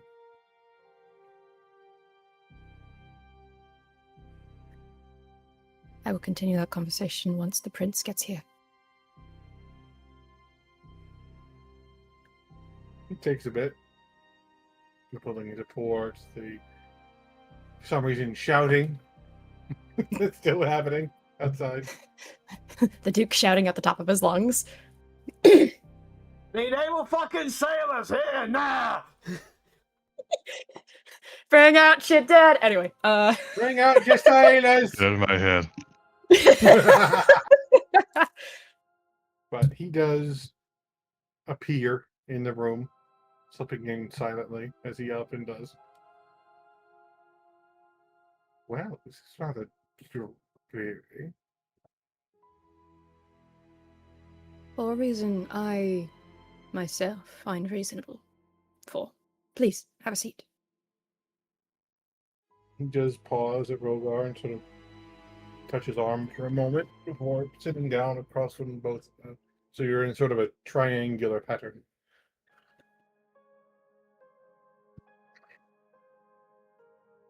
Niall, if you mind coming in, please.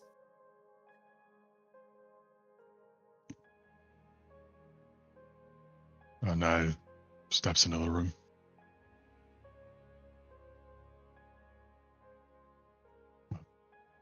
Sees the prince, just nods towards him, kind of stares at Hrogar for a second.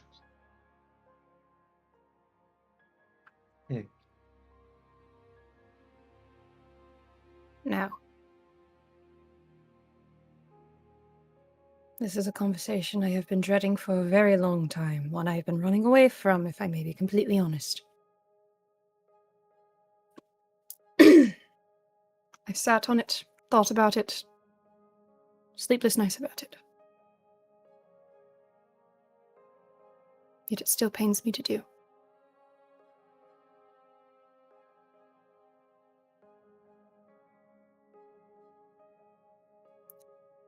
Hrogar.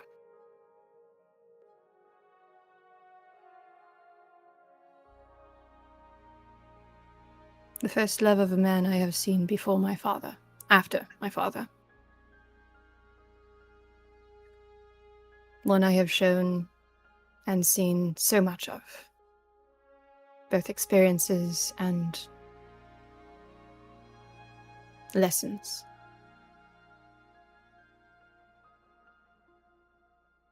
Not only have I found out about your title, which started this slight little sliver of a thought that I have, but when I know that it will be very hard for both of us. I do love you. I do. And I do this out of love. Not for selfish tendencies or anything like that. But I do believe you deserve somebody who can help you rule by your side, rather than disappearing into the Feywild, and or disappearing onto the sea, and or wherever gods will take me.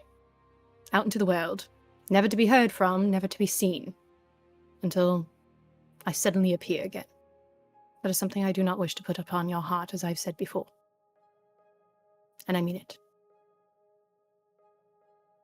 This has nothing to do with you lying to me. I understand your intentions. You did it for the sake of your people, and that's where your heart will be. It's where I will see it. It's where I see it. Your people need you more. As much as you have needed me, I have not been there. But I apologize for that.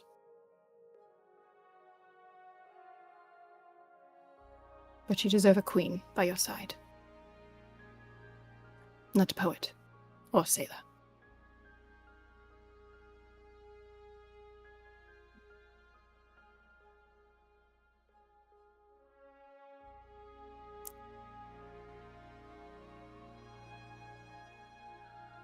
And your majesty, my prince.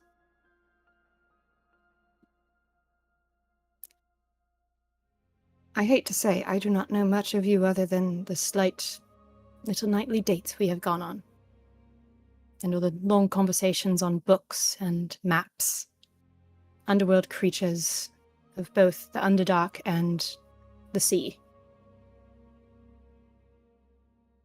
But I will also say this to you as I repeat my statement. You need a queen by your side. Somebody who can help you rule. Needs diplomatic training. I have very little of that. And, of course, I will be disappearing here and there for God knows how long. And I do not wish that stress upon your heart, for it is unfair for both of you.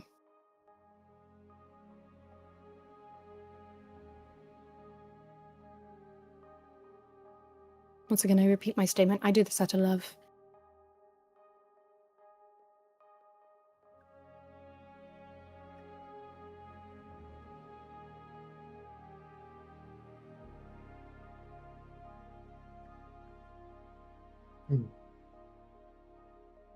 Hrogar sits in quiet contemplation for a moment.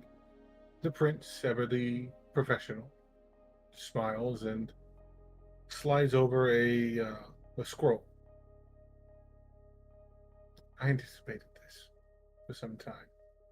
This is an official, I guess what would be the word, declaration of our betrothal, which was set up an irritatingly long time ago, which has taken me literally 2 years to get annulled.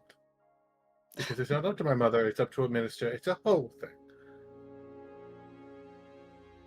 But you are free of any obligation. Even the idea of marrying for the sake of it and then letting you run off on your own, while your concern for my heart is dear. I could have handled it. But that is another level of stress that you need not worry about.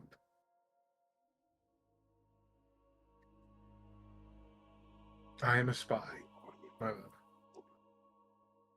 I am trained to be a spy, to gather information, to hide secrets, to tell lies. And you need someone you can trust. While you may enjoy me and I you, you do not trust me. I do not expect you to. I am untrustworthy. But you trust that I am on your side in my best interests, or for the benefit of both the underdog and you, and the world as a whole. You are always welcome. And as you let me go, I let you go. Thank you. I'm glad to know that I still have an ally.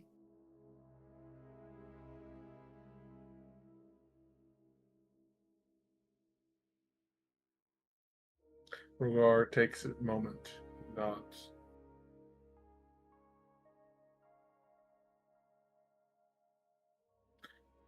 If I could have gone back and told you when we first met,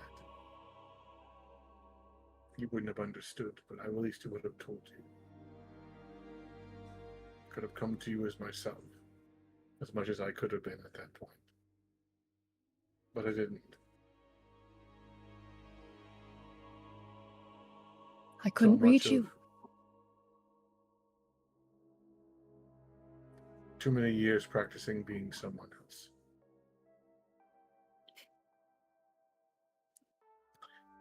I think you would have loved him too. He was more charming than I, kinder than I. And I will mourn him for the both of us.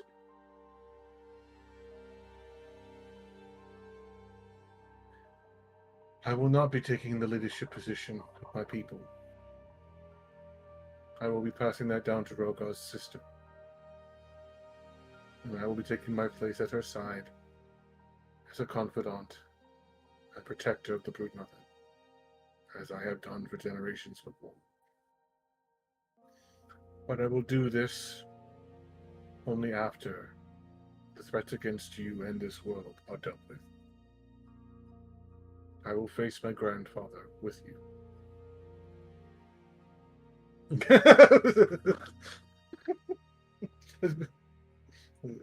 If you could use to tell Mule to please I will after this. Please put my mother back. She's probably having a fit. Yeah, we will. I will see to that.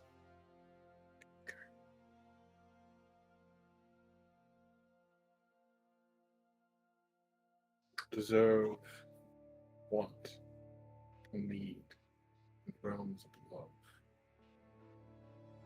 are as interchangeable as the winds and seas. I needed you then. I wanted you when you were gone. I do not deserve you now. But you and I, the prince, we all deserve to be happy and to find something that fulfills that in us. And so I let you go. If you have found it in him, then I wish you nothing but happiness.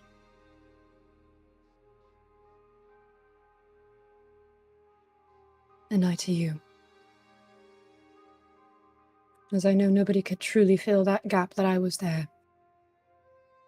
but somebody will definitely be coming close. You are hard to follow. As any Well. good performer would.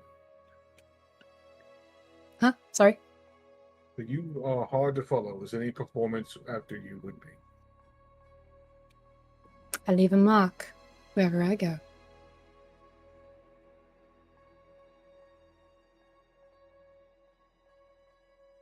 Well, you still have an ally here in Coldport. You are more than welcome in my brothel and my establishments, my trading posts as well that I will inherit from my father.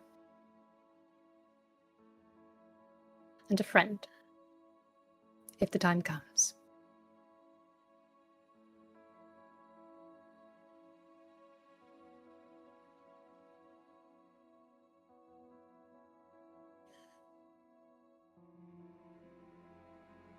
This was a conversation that needed to be had a very long time ago.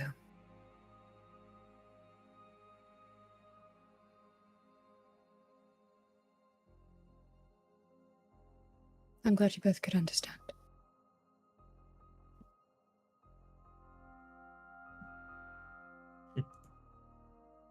Oddly enough,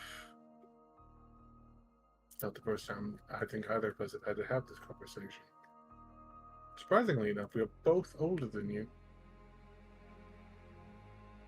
But It's it the never first gets- time I have. It never gets any easier. But neither does being in love.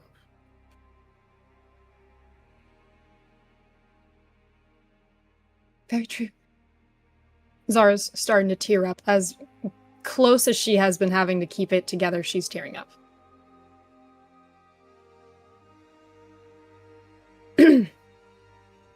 I've never had to tear that bond with somebody before. Not until now. And I will admit it hurts. It sucks. It sucks more than any blade will ever place a scar upon me. But I thank you both. But I thank you both for the wonderful experiences you were.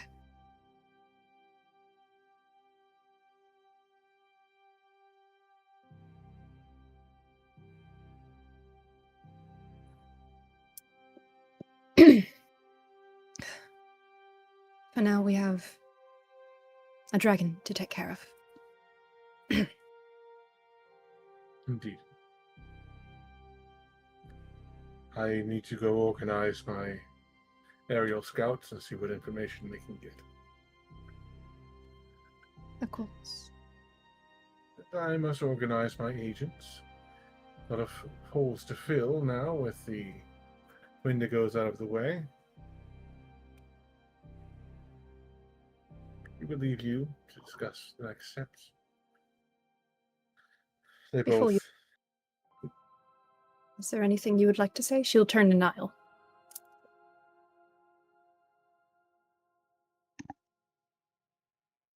No.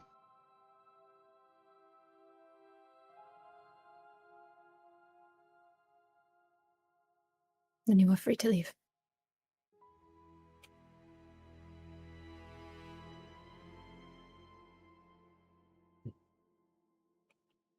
They will nod to both of you and take their leave. Before Hrogar leaves, Hmm. I will stop him with just a hand on his shoulder and say to him, in Draconic, we are allies until absolution is dead. After that, I never want to see you again.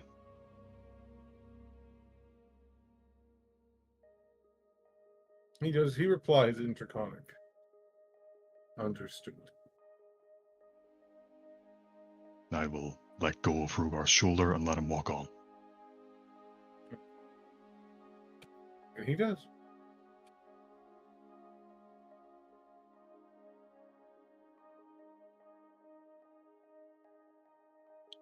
Zara will grab her hat and her coat again, putting it on. She'll...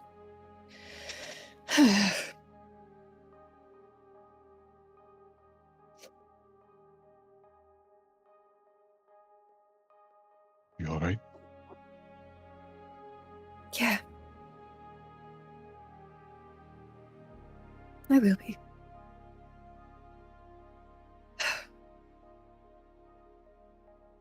She'll like wipe the tears starting to escape her eyes. I have more pressing matters. Nile just steps forward and takes Zara's hand.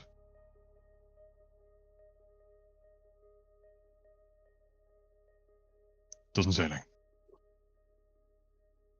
She'll grip his hand in return. Let's go hire a crew. Aye. And probably go tell Draven to go take a fucking nap. Speaking of naps. Oh no. Family.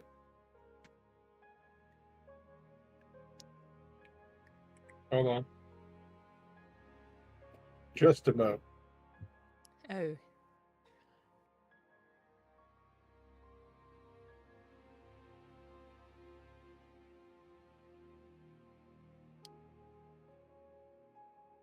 Yeah, little more. There we go.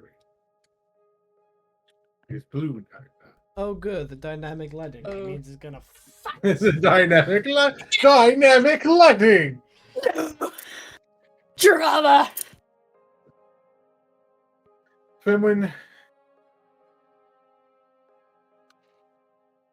Oh, yeah, that would have been good. That would have been cute. Well, retcon it. He will say he did. That's fine. He said, "Now I'll respond to her as aye, Captain." That's cute. Now for That would make her skip in her step. That would make her skip in her step just a little bit. All right, hold on. Let me get my. Let me. Hello there. Oh. Then when I don't like it. I don't like it. Oh no. Oh no. Anything I feel. No, not allowed. You asked for this. You I know I literally did. asked for this. I do you know what? Do you know what? I'm gonna do this. I'm gonna say this. I did a K. I did a K. Lock me up there. Basically, look, she's due for it. She's due for a mental Understandable. breakdown. Okay. You know, understandable. Understandable. I've been sitting on Continue this on, for a hot minute. Oh fuck. All right.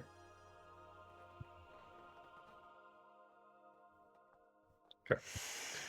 Venwin, Mm-hmm. you are in your room looking through your books, and you take a moment to look at the statue. You stare, and you look into the inky void that lays beyond it. You blink, and you blink. You blink once more, and you are now in the blackness of the void. The swirling blues and greens around you, hidden beneath the black. You look around and turn fully around to find a mirror. But as you step closer to it, there's nothing reflected at first.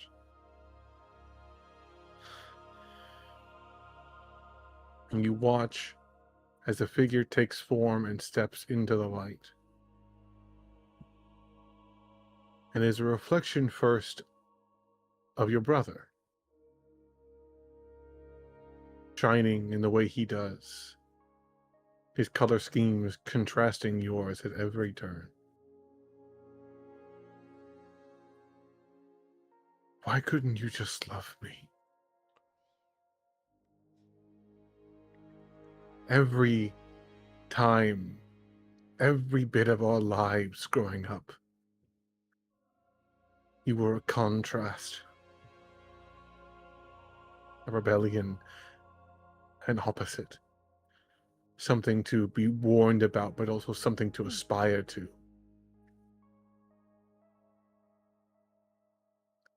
You were everything I could not be, but I didn't want to be you. Born on the same day, sharing the same face, being so different. All they ever did was fuss about you, your power, the dangers of it.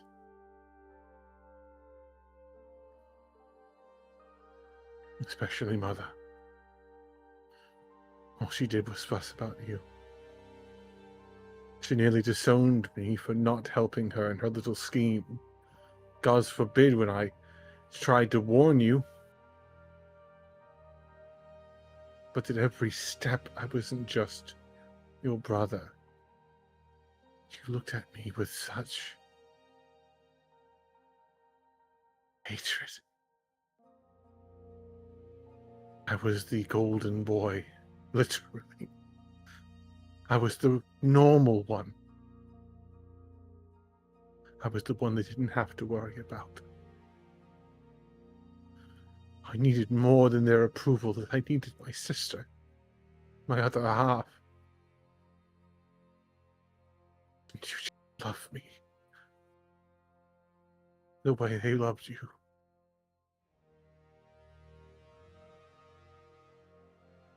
You watch as his form flakes away. For reforms as both Sora and Dana. And the question repeats. Why couldn't you just love us? All we wanted in this world was you. And you slipped away like a thief in the night. We weren't going to turn on you. We were trying to find out how deep it went and who all was involved. We wanted to protect you. But then you left. Nothing but a note. As if our time together meant so little.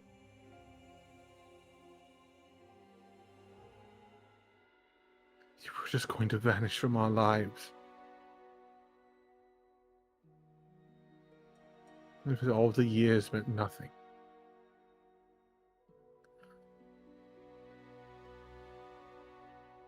And then you killed us. It was either you or the one you now you've learned how to love someone else. Now it's easier for you. Oh, you know how to do it? How convenient.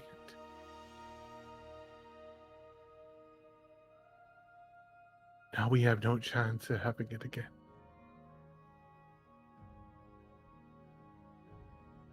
Why couldn't you just love us? Their forms flake away again. The flakes reform into the shape of your mother.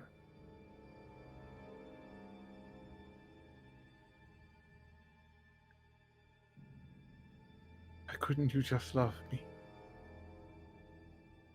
Everything I did was to protect you. And I wasn't always right. I reacted poorly when the flower first formed. I thought if we got to it soon enough, I could spare you from this. All of this. A swirling vortex of destruction and hunger. A never-ending greed for power that you hide from. You can't deny it. You want to be stronger so that no one can hurt you. But the end result is always going to be no one can hurt you if there's no one to hurt you.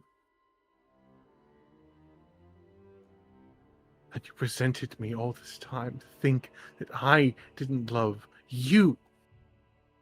When all I did, for good or ill, was to protect you. To save you. I just wanted you to be happy. I just wanted you to grow old, to have friends, to have love. Didn't think you could have it with this power. thought it would consume everything around you. I'm still afraid that it will. But you hated me for what I did to you.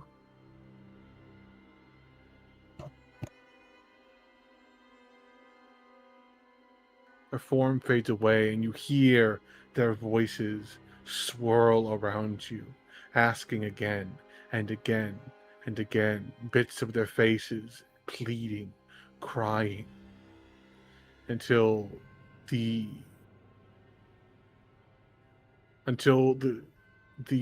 cracks begin to form in the mirror,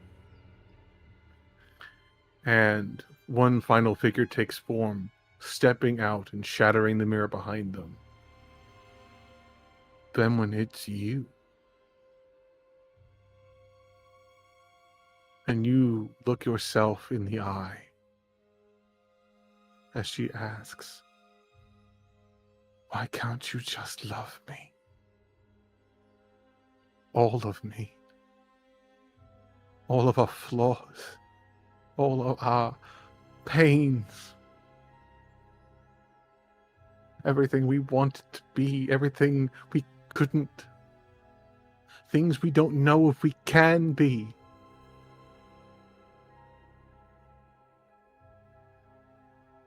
I know what consumes the void, and that is in itself the void. We will never be satisfied. We will always need more. It's not a want anymore, Benwin. It's a need. We need to be stronger to secure any kind of future we have with them. We need to be stronger to survive. We need more. We settle for less because we think we deserve less. We didn't choose this power. We didn't choose this life. But we're here. Every step we take takes us further from ourselves. After everything we've been through, to think we could love him the way he needs to be. You watch as the vision of yourself cups your cheeks, their eyes blackened and full of stars. Why can't we just love ourselves?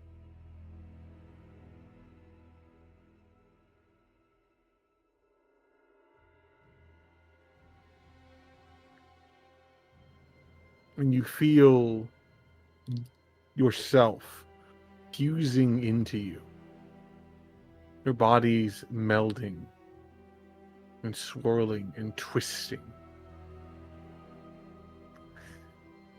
until you're standing by yourself. And as the darkness around you begins to fade, you find yourself with your hand upon the statuette and hearing your own voice calling from inside.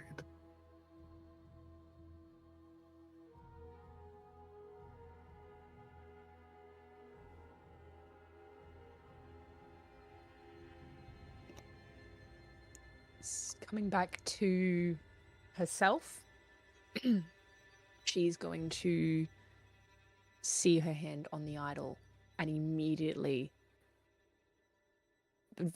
almost immediately, but very slowly, she's going to pull her hand back. And if anyone was to see her right now, they could see she is shaking.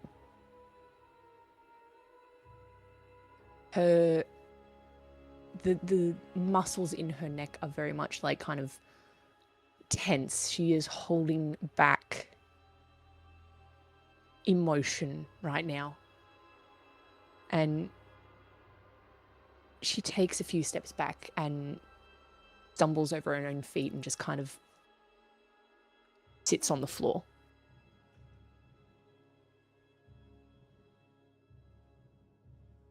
Tears will start streaming down her face. And as she wraps her arms around her and as she wraps her arms around her, she starts very heavily sobbing.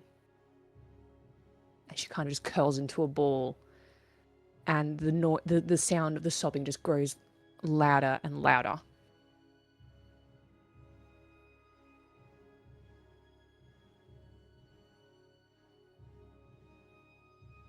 Even though she's by herself at the moment,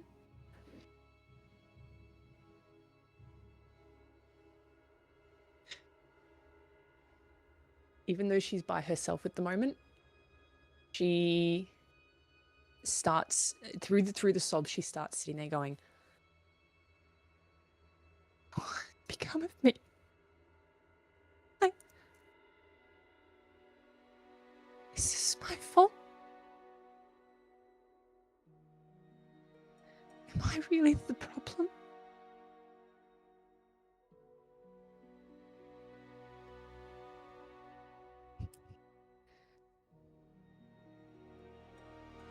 She starts muttering each person's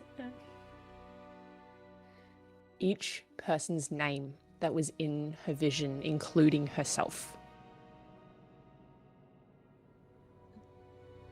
Aiden, Sora, Dana, Mother, Venwin.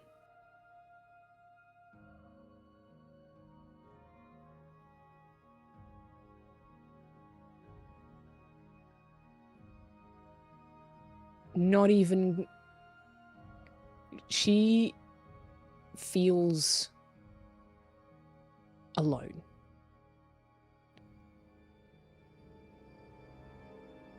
She hasn't even summoned Abaddon for comfort. She refuses to.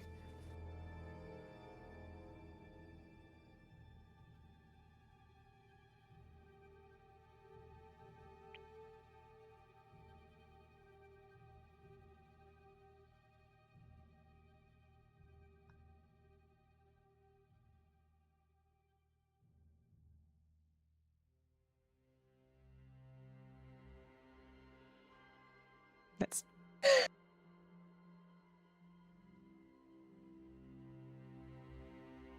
Draven, you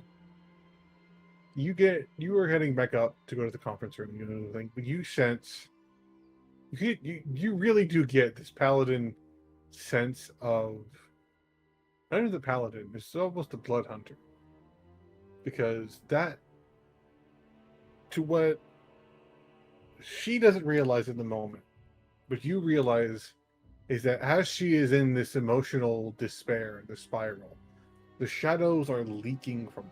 There is a sense of unease that you felt before when she's gone into void mode, or when she first went into, when she's put in the heart.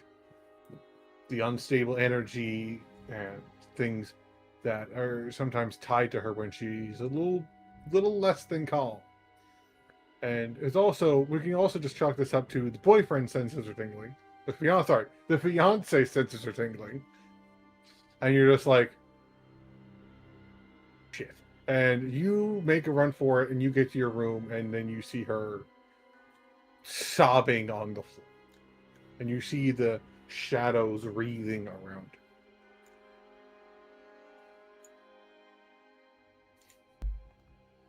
I think at this point, because as much as she is bathed in shadow a lot of the time, this is definitely something new.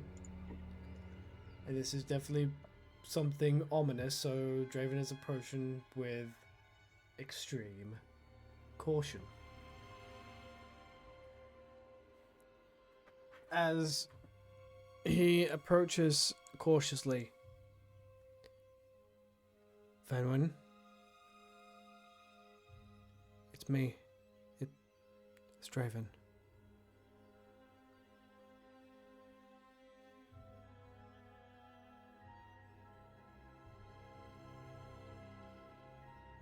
Hearing Draven's voice and hearing him talk, the shaking stops for the slightest moment. before a very small bubble of darkness just kind of wraps around her as if she's trying to hide.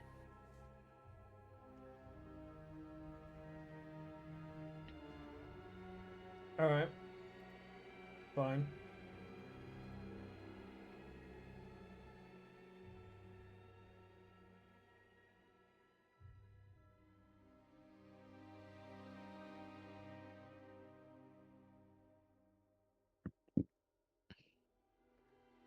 Okay. Ooh, not me. Seeing that bubble, and Draven just kind of looks around like, what to do, but then has a moment of like, hold on, I'm a fucking paladin. Repelling the darkness is kind of what I do. And he holds out his hands, and delightfully smelling breezes begin to fill the room as if it is just summer winds. And that summer winds comes a burst of light from his hands as I cast summer winds onto the darkness. Now, here's the thing. It doesn't do damage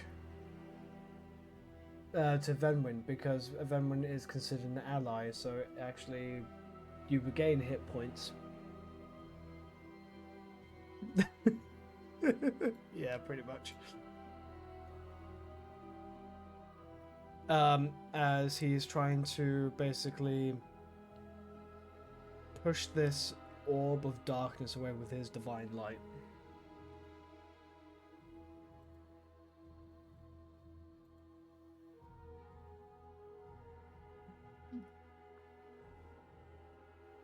I don't know if it'll work personally. I think that's up to the DM to decide. Mm-hmm.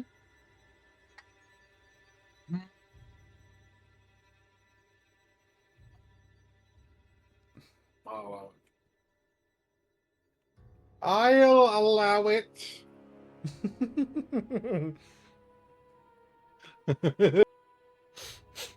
I swear to fuck. I will allow it. It's for Venwin's senses.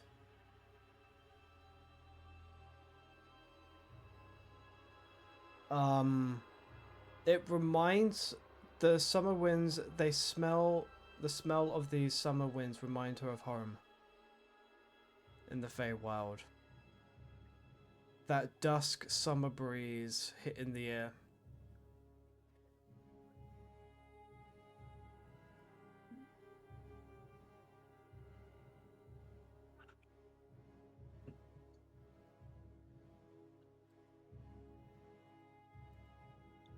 So the bubble disappears, and all that's there is just Venwin curled up into a ball. Her wings aren't splayed out. They are tucked very closely to her back. She has folded them back. She is keeping them down. And smelling the scent doesn't bring her comfort. It actually makes her cry harder.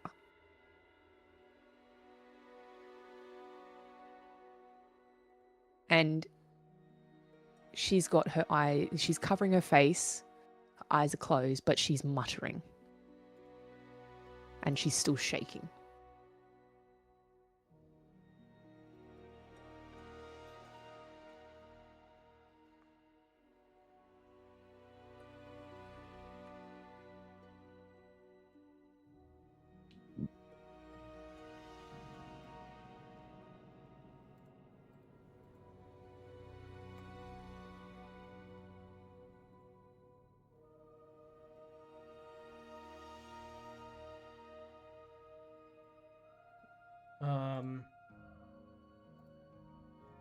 Draven will push forward ever so gently and just take her hands very gently and then kind of lift her chin gently for his eyes to meet hers. Her eyes are closed, remember? Did I say that? No, you didn't. I apologize then. I thought I did. Seeing My that, bad. seeing that the eyes are closed,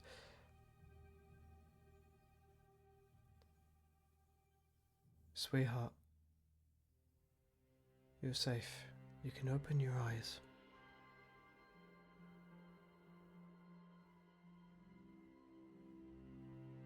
I am here, and I'm not going anywhere.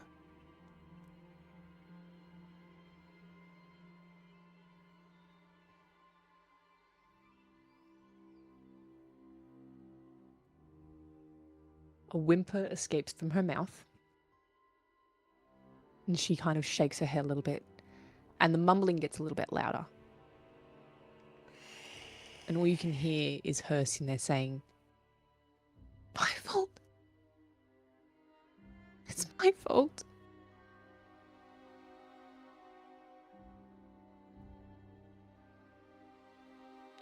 You've done nothing wrong, my love.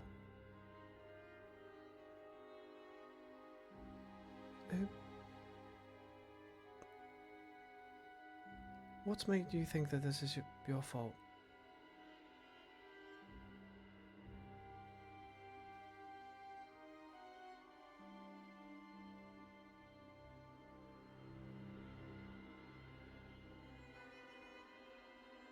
She doesn't speak for a moment before she then repeats the names or titles of the people that the idol had shown her. Hayden, Sora, Anna, Mother, me,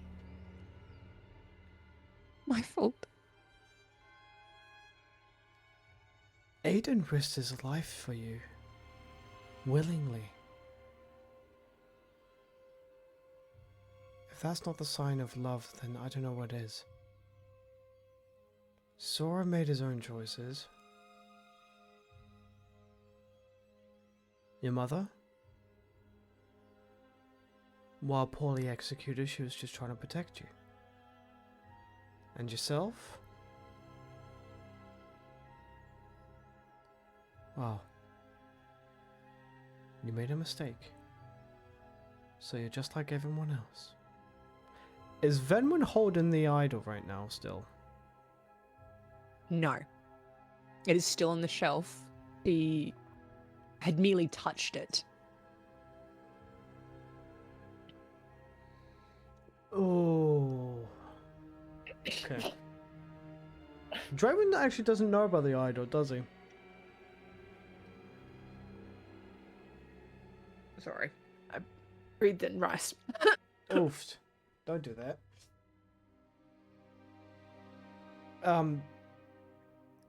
Draven will kind of like... I believe he knows about the... I think he knows... Stop breathing in rice! That was a sneeze! I believe he knows about the idol, but I don't believe he knows the power behind it, because I don't think Venwin ever explained that. She was handed it by someone in front of him, and was told that they could use it to kind of call on Vectus.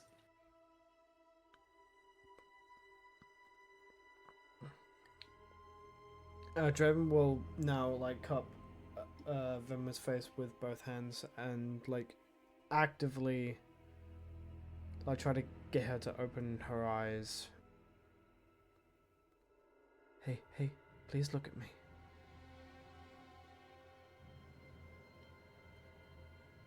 And the warmth of the spell is still in his hands, so there's still that light and essence of home. Look at me, please.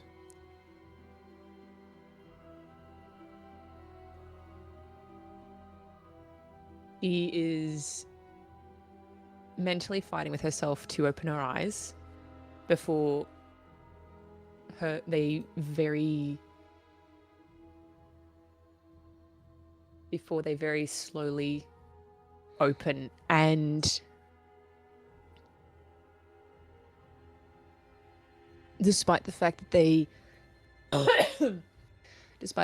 look like they usually do, the darkness with the stars, the white ring around where her pupil would be, you could somehow tell she is shattered within them.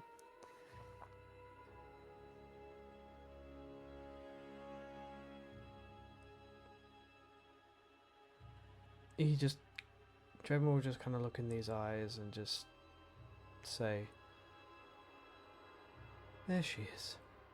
Hey, you're safe. I'm right here.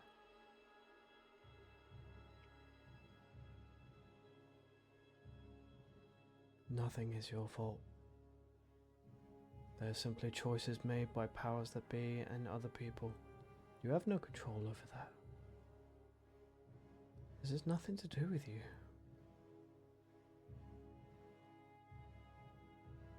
The choices that you made, you've learnt to deal with those by yourself. And yes, while you made a mistake, you are learning to live with. And that is the mark of someone who knows how to repent and how to make amends. And that's one of the many things I love about you, my love. Your kindness, your compassion, your willingness to make amends.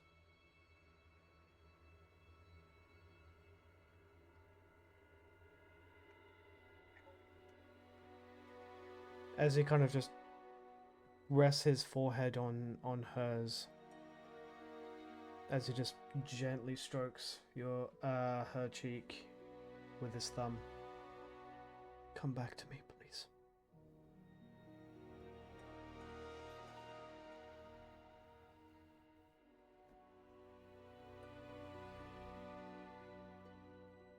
Serious question. Is Draven wearing his armor right now? No, he's a little bit more casual right now. Okay, I'm just making sure before I go ahead and do what I was thinking about doing. Last thing I need is for her to hurt herself in the process. No, he's more casually dressed in the moment. Hearing Draven's words, feeling the soft touches, feeling his forehead against hers, makes her break a little bit more. But instead of pulling away, he will feel her just leap into his arms. Head into the crook of his neck, and she is sobbing. She is breaking down, and she is just hugging tight, or as tight as she can. Draven will hug back, not as tight as he can, in case he doesn't want to break her. Doesn't want fairy bones to go crunch. Yes. But definitely holds back tight, kind of, and like strokes her hair as his face is in the crook of his neck, and is just letting her sob, not saying anything. It's just, shh, it's okay, just let it out. as he is going to try something.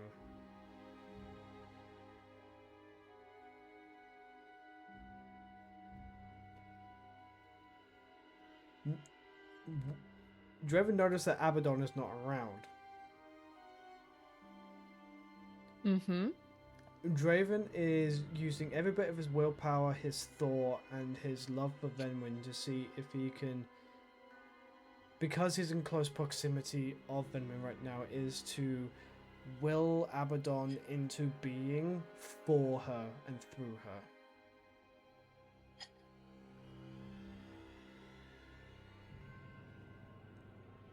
To kind of like, you are unable to summon the good boy, I am going to do it for you, through you.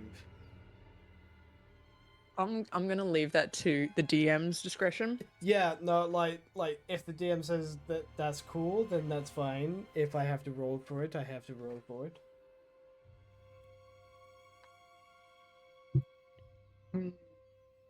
What are you trying to do exactly? Because Abaddon is not around and Venwin is not in a position to summon Abaddon right now because they are so in themselves, Draven, being in so close proximity to Venwin, is trying to, with all of his will, thought, and love for Venwin, is trying to will Abaddon into existence through her, if that makes sense.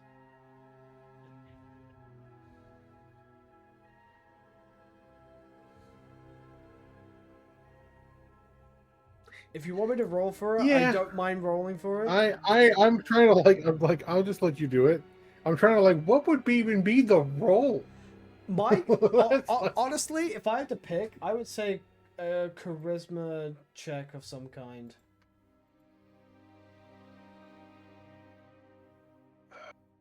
I'll let you do it. All right. I've just done enough emotional damage. I can let you have the free. I would like to summon my emotional port channel being. All right, okay, go ahead. Okay. But Summer's the good boy, and kind of gently pulls Venwin away, and just allows Abaddon to suddenly nuzzle into the cuddle puddle, as it were. Just being like, "Hey, we're here. You're not alone. We've got you."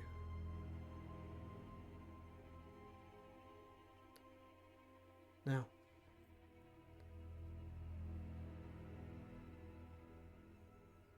I understand what it means to feel at fault for a lot of things, believe me. And let me impart some words of wisdom that you imparted onto me.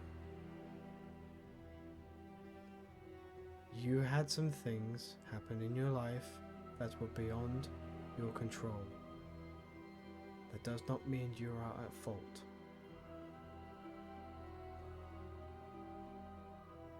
I love you, Venwin, and always will. I'm not going anywhere.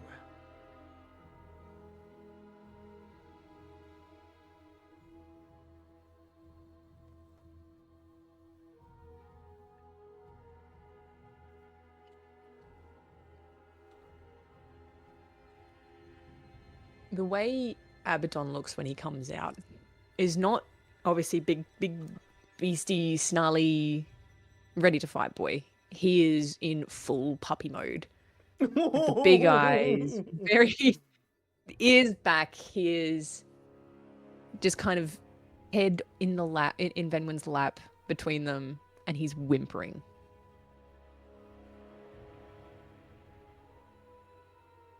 Sure, I emotionally devastate all of you, but now we have the sad dog. Yeah, sad puppy. Not the goodest boy. But Abaddon's eyes kind of flick between Venwin and then just look up at Draven and then back to Venwin again. And Venwin just shifts a hand one of the hands that is literally gripping and clutching at Draven's shirt to like lay it on Abaddon's head and just nuzzles her face a little bit further into Draven's chest. The sobs are starting to die down, but she is still very much sobbing. And Draven will just stay there and let her sob and practically pick up Abaddon and place him in between them both to allow the most adorable cuddle puddle known to man.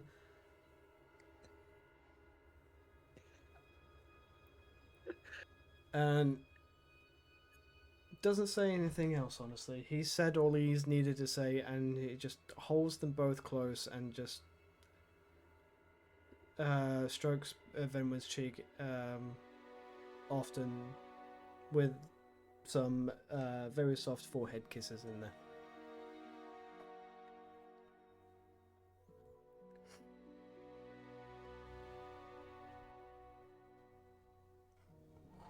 I feel like with Venwin, it would take a very quite a while for her to finally calm down and come back into a reasonably steady headspace. She'd still be feeling obviously upset and whatnot, but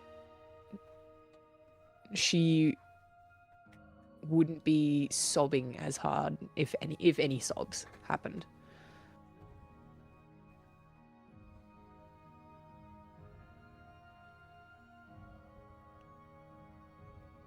Kind of. And no, you go. You. And all Draven will hear is in a very small voice, Draven, please don't leave. I'm not going anywhere, love.